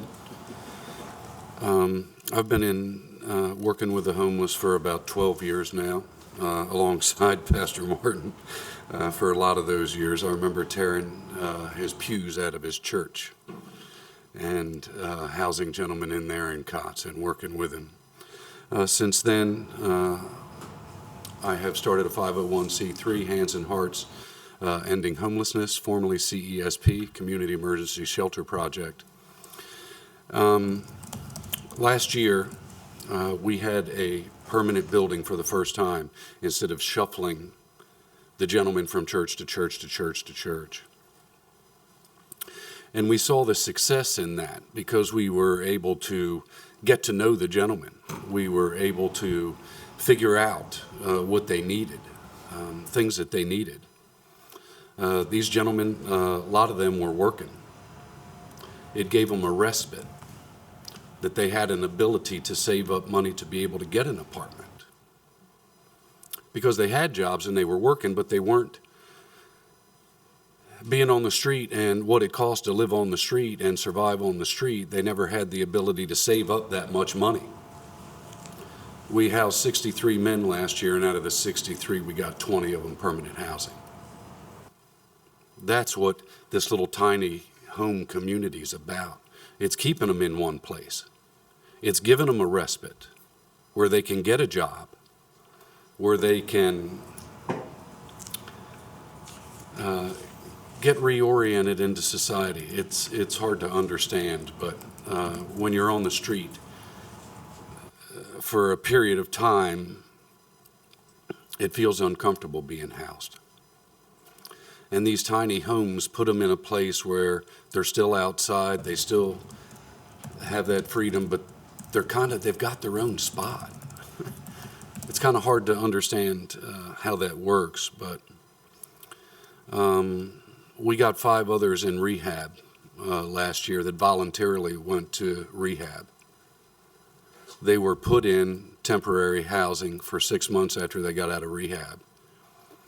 And they got places to live after that, and they got reoriented back into society.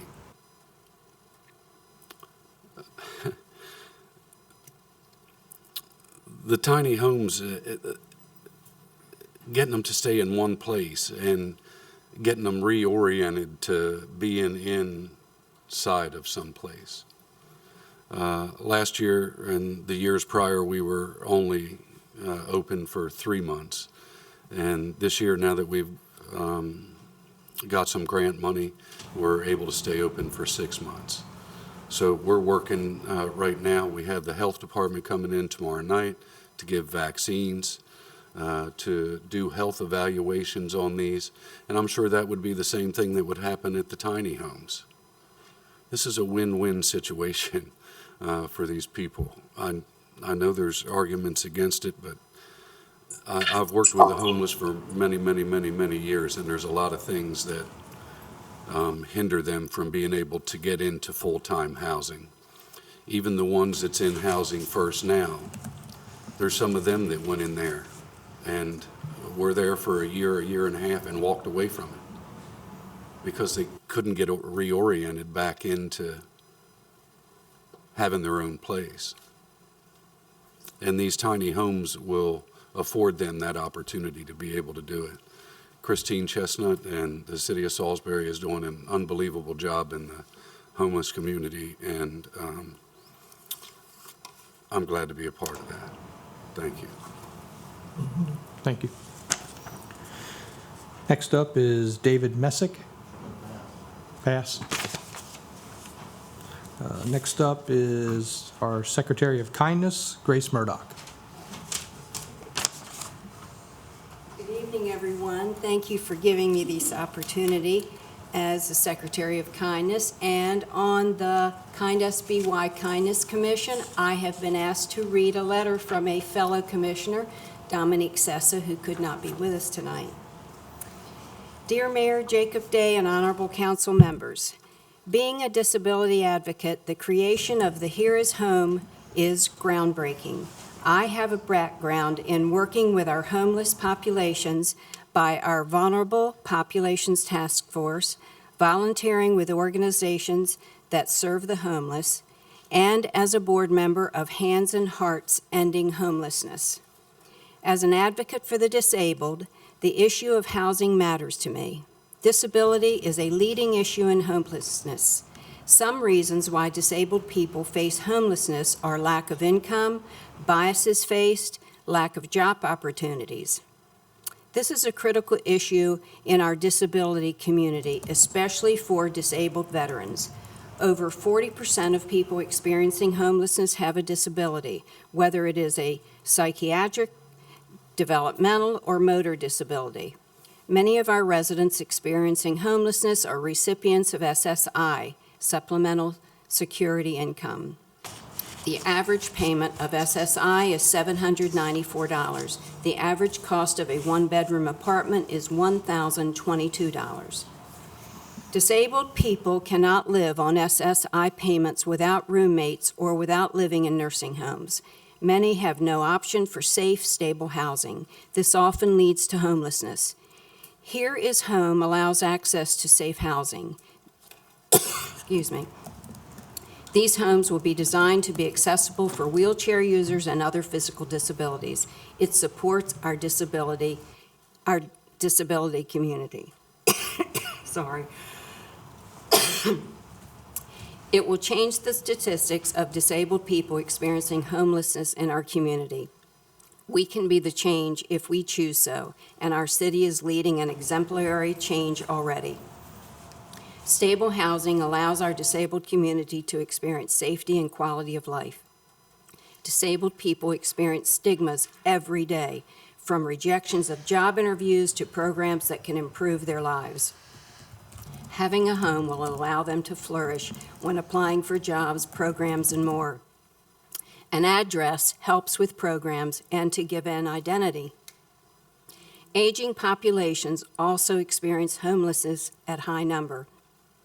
Almost 50% of those experiencing homelessness are aging.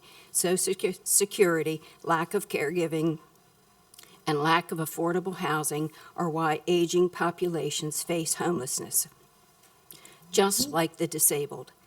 These homes are built with accessibility in mind, will allow for stability, and give them the ability to thrive and have a better quality of life. I speak not only as an advocate, but as a disabled resident and woman.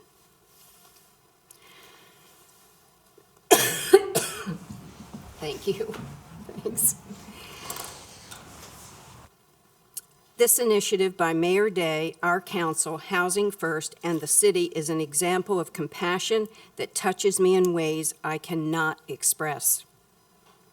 I implore all to remember, especially during these current times, that homelessness and poverty impacts us all. I hope all residents give full support to Home is Here as a matter of supporting the disabled and our aging populations, both of which are disproportionately affected. Thank you, Dominique Sessa. Thank you. I'm going to switch gears a little bit. We have Jared Shablin on Zoom. I don't know if somebody can unmute him. Good evening, Council. Can everyone hear me? Yes, sir. Wonderful. Tonight I'm speaking as the chair of the Lower Shore Progressive Caucus on behalf of our organization, which many of our members are residents of the city of Salisbury. I, however, as many know, am not. I'm also speaking as someone with experience volunteering and working with youth homeless and those who are at risk. I want to kind of start my comment by pointing out that some of the people who have expressed so much concern tonight didn't seem to be concerned enough to do any research on this legislation and what it would do. In my personal experience, I realized it's easy to reach out to members of the council, including Mayor Day. I've reached out to them about this legislation and they've answered all my questions. I'm just a little confused on why those who are so concerned about this didn't do that either. My work with homeless and at-risk youth has been with the Phoenix Youth Project, folks with Amber Green, where I serve on the board. I would just like to reject some of the harmful stigmas that are used at those experiencing homelessness and at risk. Some of the kids and folks that I've worked with at the center.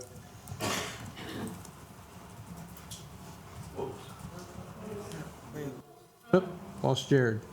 Okay. Well, if he gets back on, I might be nice and let him finish what he was saying. Next up, we have Eileen Johnson.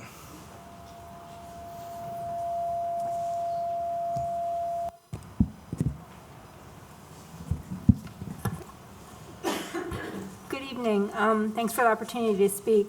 I'm a mom of 2 children living in Salisbury near downtown.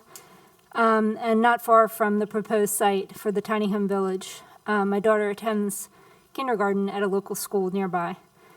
Before moving back to the shore to get my graduate degree, I worked for 15 years with people who are unsheltered, including 2 live-in positions in emergency and transitional shelters. I followed along and marveled at leaders like Christine Chestnut, Martin Hutchison, and countless others in our community who walk the walk when it comes to serving the poor. I've been pleasantly surprised by the compassion many in our community showed to the unsheltered. There's an awareness and compassion that is sometimes absent in bigger, wealthier cities and counties. There's also a real understanding of the lived realities of unsheltered folks by those in positions to serve them. We must listen to those advocates. We must innovate and find ways to achieve affordable housing. With housing comes stability. I'm on the city's Criminal Justice Reform Task Force, and one issue we looked at is calls for service, how many times people are calling 911 and for what reasons. In our conversations with Christine, she shared that one client who found housing had been the subject of 57 calls before gaining housing. And in the 4 years since gaining housing, he had been the subject of 3 police calls. So from 57 to 3 calls. Not only does providing housing eliminate some of the burdens on our other systems, it provides, more importantly, the dignity that unsheltered folks deserve. Those who are advocates will tell you that there are many reasons for homelessness, including domestic violence, mental and physical disability, addictions, previous involvement with the criminal justice system, and lack of education and job training. We know that many don't choose to be unsheltered, but may choose not to become permanently involved in our emergency shelter system with all its constraints, indignities, difficulties, and temporality, or simply due to the lack of emergency and transitional housing. As a resident, I can tell you I have absolutely zero hesitation or concern about the construction of the tiny home village. On the contrary, I'm thrilled to see our city taking initiative to solve problems and make progress. However, we as residents can't sit back and say, great, good job, and move on. It's up to us to roll up our sleeves and help out where we can. We have the power to make this tiny home village successful. As Mayor Day has said, it's much easier to knock something down than to build something new. We applaud the city and the city council and mayor for having the courage to make something new. And it's up to all of us to make it great. And just as a mom, I want to say that the tiny home village to me is an example of how we take care of our neighbors. And there will be issues, there will be obstacles, and that's why I think we all have an obligation to work together to solve some of those issues that might come up. Thank you. Thank you. I see Jared has made it back on, his telegraph reconnected, so in Pittsville. I'd like to apologize to the council. My girlfriend called and I tried hitting decline and I hit accept. So she was a little confused, answered, and I was talking about this particular issue. But thank you to the council for letting me continue. As I was saying, I've had quite a bit of work as a volunteer with the Phoenix Youth Center, working with those experiencing homeless and at risk. I just want to reject the stigma that is often getting labeled on those who are going through these issues. You know, these are not monsters or criminals or bad people in our society. You know, these are folks that have, like many of us, had hit hard times in life and need a help up. I'm so trusting to these folks, and Amber and other folks at the center can point this out. You know, I leave all my valuables out in a place everyone can see, my keys, my wallet, computer, because I'm not worried about, you know, that being missing, because these, as I mentioned, these kids aren't criminals, these folks who are experiencing, and there are other folks that come in and need help as well, other than just the youth. You know, I trust them. I've met them. I've worked with them. These are good people that just need our assistance. Our shelters, as many folks have mentioned, do good work, but it's not a long-term investment in ending homeless and getting enough people back on their feet and out of the cycle of poverty. This program is good because it will give people a roof over their head, access to resources they need so they can get up, get back on their feet, and get housed, get a job, get access to things like warm showers, dryers, mental health services. So I would just ask that the council vote in favor of this resolution, and I want to congratulate both the council and the mayor for bringing this part of important piece of legislation forward to address homelessness in the long term. And I also want to thank Councilwoman Gregory for being willing and open to share her story dealing with, issues of housing. Thank you. Thank you, Jared. Next up is Mark Cotter.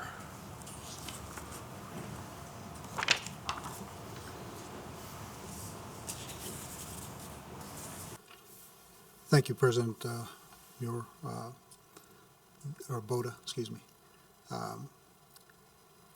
Speaking from a couple different perspectives, I have a granddaughter who goes to Pemberton School, and my children went to Pemberton School. I was on the PTA at Pemberton School, so I'm very familiar with Pemberton School.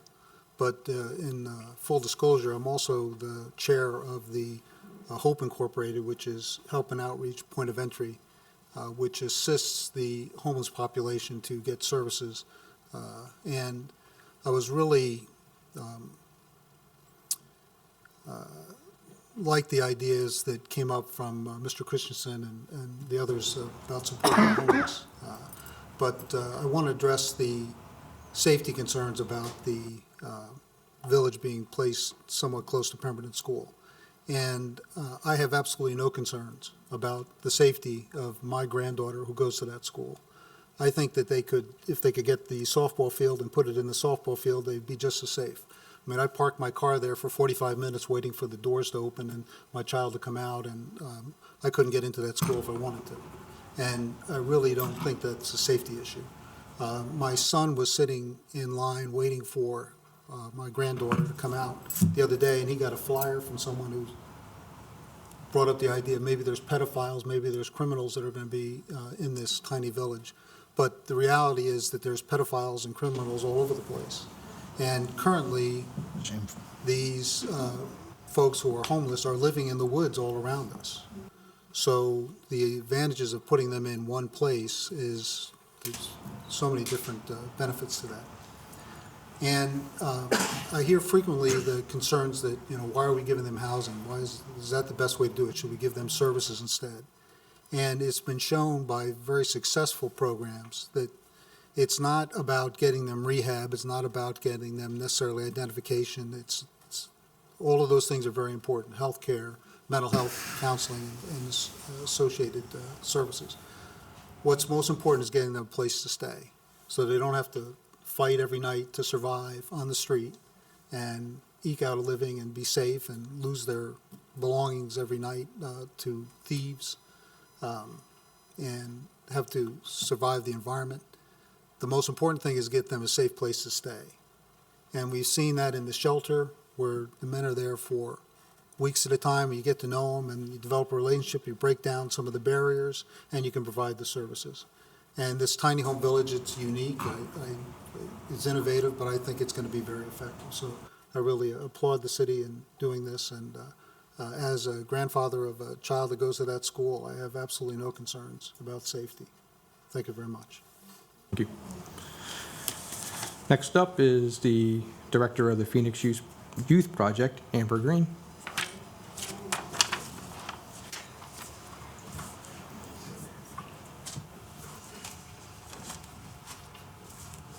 Hey, y'all.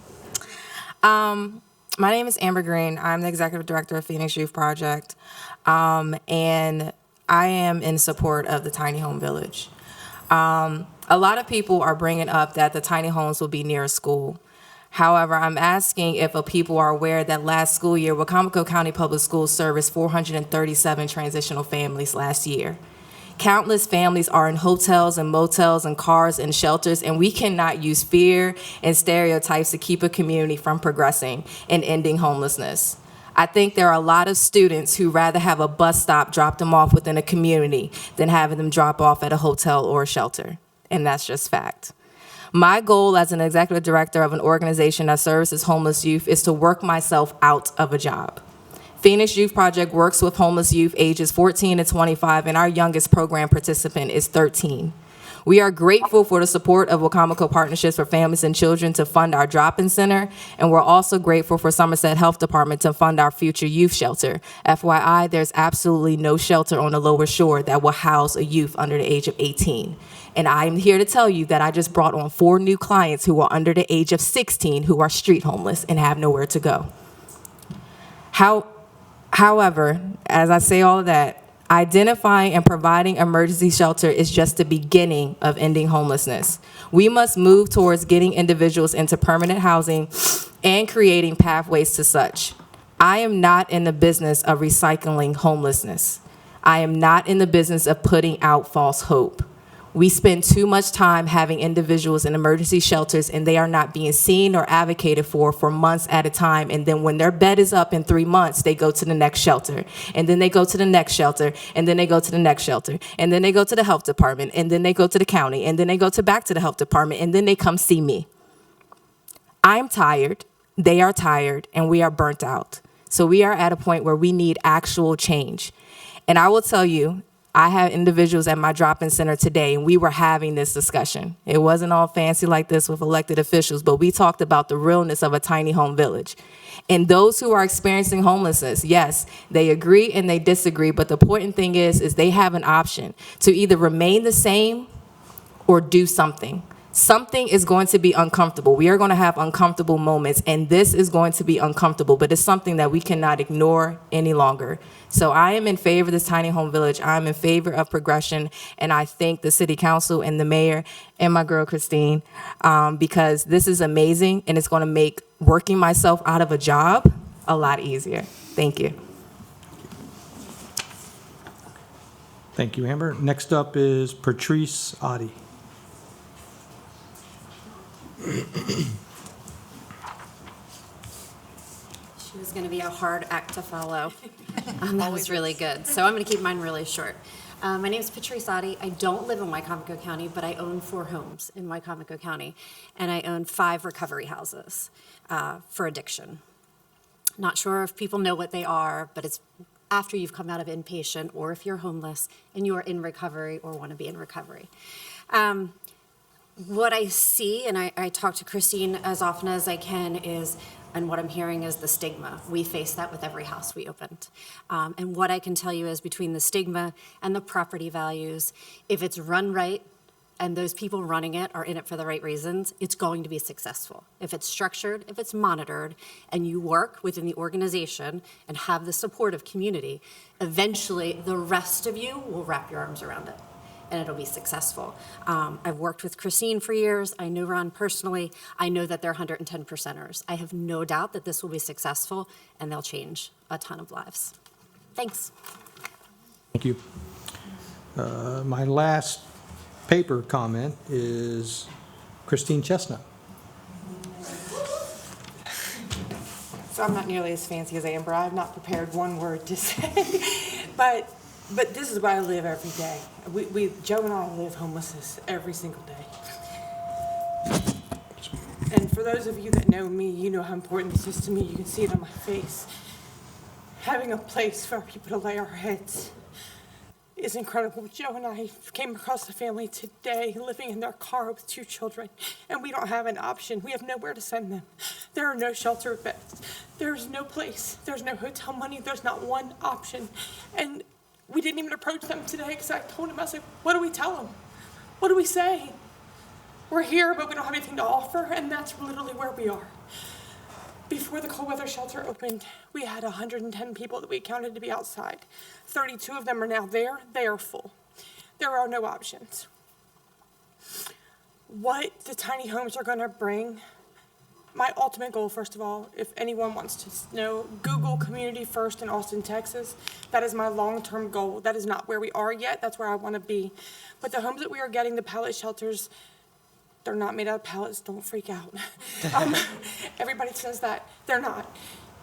They will provide dignity to the population that we work with every single day, a place to lay their head, a place to keep their belongings safe.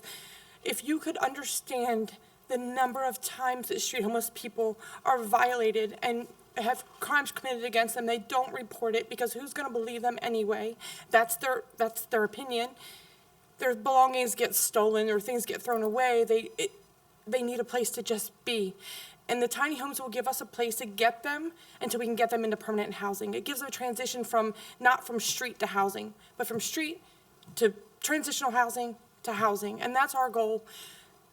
If you ever want to come along with me and ride along and see what we see and see the things that we interact with, give me a call. My phone number's on Facebook. We will be glad to show you the reality of homelessness. Most people that are not in favor of this don't have the reality of homelessness. They've worked in homelessness here or there. They've seen certain things. Almost every single panhandler in this city is not homeless. Let's clarify that. That is a stigma. If you hand them food and they won't take it, it's because they are addicted, not because they are homeless. If they are homeless, they will 100% of the time take the food and put it in their backpack for later, 100% of the time. Every single person that's panhandling currently, Joe and I have offered services to, and maybe one has taken it, the rest of them throw our card on the ground. They don't want help because they're not homeless. There's a stigma attached to that. So they make our homeless population look bad because here they are begging for money, they're approaching people in parking lots. That's not the clients that we work with. We work with those who have been outside. We have men who've been outside 10 years, 12 years, 15 years. The success of that is because of the mayor and the council and our Housing First program, we have, I lost count. I think we have housed 27 people, that's including children. We currently have a family with 6 children that have their house that were street homeless. 2 of their children were born in shelter. We are making strides. We have got to continue to move forward. We cannot go backwards. The things we are doing have not been working. We have got to move forward. This takes all of us. This takes Amber and everybody, Pastor Martin, everybody, Mark Walter, everybody that works in homelessness. It takes us all coming together, and we cannot do this alone. We need everyone's help, and with everyone's support, we will get. I want to work myself out of a job. I say it every day. I want to not do this anymore. But until we have no homeless people in the streets, I'm going to keep fighting until we have that day. Thank you all.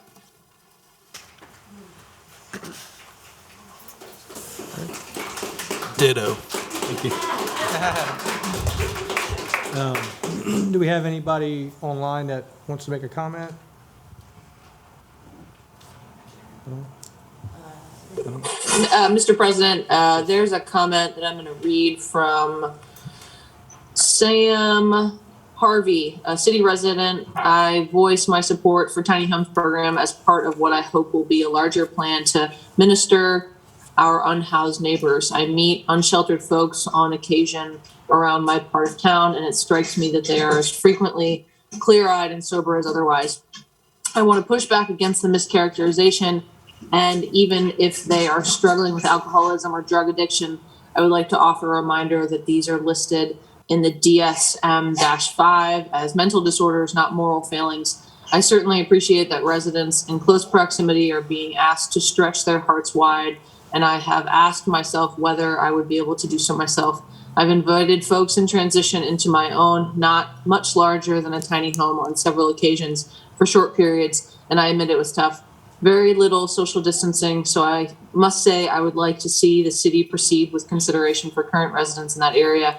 I think it's only fair that they receive assurances. That said, I believe a civil society will eventually care for its sick members.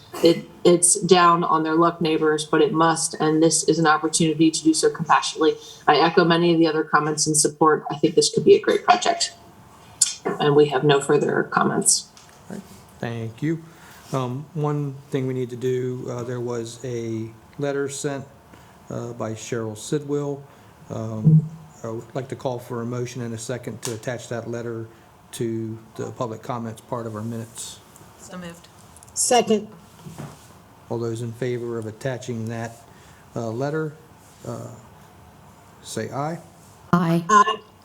And the chair votes aye. At this time, we will move to administration comments. Mr. Mayor. I've made quite a few over the night. I think it's all been said. I want to thank the council for accepting almost $3 million in federal and state money tonight. Pretty unheard of night as far as outside dollars in goes. So thank you all. Ms. Jackson? As a person who has actually worked with the homeless They can be structured. When I worked with them 16 years ago at our church, and they thought I was a correction officer or had been in the military. All they needed was leadership, someone to give them direction, to get them on their way. We may have had 3 incidents, and they weren't, really severe incidents with them. It was something that we could work out with them. So just don't think that homeless people are just mental to be mental or whatever. I mean, they have hearts too. They have feelings. And they want to belong to society. They're not there because they want to be. They're there because of the situations that they've come about in their lives. So I'm just going to say, I want this to happen. I want the tiny homes. I want it. We need it. We really need it. As I walk around here and I see so many people, and the first time in my life that I've ever seen anyone, I've lived in several cities, big cities, I never saw a person eat out of a trash can until about maybe 10 years ago. And it was here in Salisbury. So it is much needed, more now than ever. And I thank everyone that is working with the homeless. I thank you all for everything that you do. Christine, you're remarkable. And you have a heart for what you do. Amber, you as well. Joe, I worked with you all when we had was it the Project Hope or the Hope Camp in the Lake Street Playground. I didn't care too much about it being in that playground at that time, but it worked itself out, and it was amazing. It was simply amazing. So, let's keep moving this forward. Let's keep our minds straight on the homeless and the city of Salisbury and what we need to do to progress, not degress, but progress. I'd like to thank all the members of the city council who came to the senior Christmas dinner and gift giveaway, who helped. Angela, Mayor Jake Day, Michelle. I understood that Mayor couldn't make it, I guess, because they had a prior engagement or work. But I know your heart was there, Mayor. Jack, who was sick and just kept texting me to let me know that he felt bad, but nevertheless, I know his heart was there. We had an amazing time, incredible time. Seniors are another project for us. They're needy as well. I'd like to thank everyone who was at a meeting today and everyone who is looking at us on PAC 14 for doing and listening and paying attention to what's going on in Salisbury. Keep your eyes on the prize, because we have something coming for you. Have a blessed evening.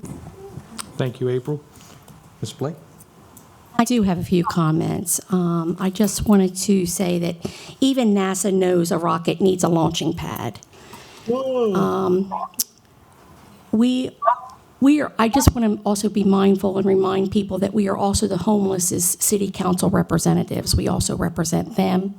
And discrimination of any kind, usually or often, proves to be driven by fear and or the unknowing. An understanding of all people and our challenges, our circumstances, and our barriers is a civic responsibility for the humanity and the dignity that we all desire and deserve. And I am proud to work for the city of Salisbury, be a council representative for the city of Salisbury at this time. And this is one of the biggest things that will impact Salisbury, not only just in this coming year, but for years to come, and the way we handle our homeless population and how we launch them into the universe. Thank you. Ms. Gregory? I know we've kind of talked the subject to death, but I want to point out, I've been very open about my past and my history of being unhoused, and I just want to say I did not make it out of that alone. I had people help me. And without that help, I would not be sitting here today. I would probably be a statistic. So to those who think that this is just some freebie giveaway splurge, I cannot tell you how much an impact this is going to have on people. I cannot even begin to imagine. I know what little help I received, what kind of an impact that had on me. And here I sit today. I cannot imagine where the people that we help will be 20 years from now. Imagine that.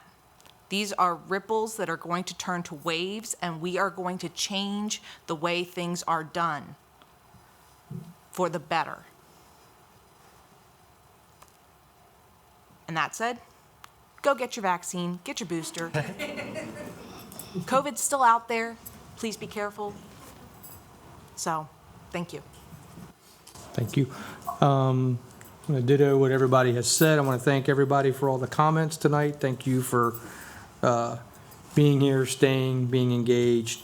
Angela forgot to mention it, but, and Jack usually mentions it if she doesn't. He does.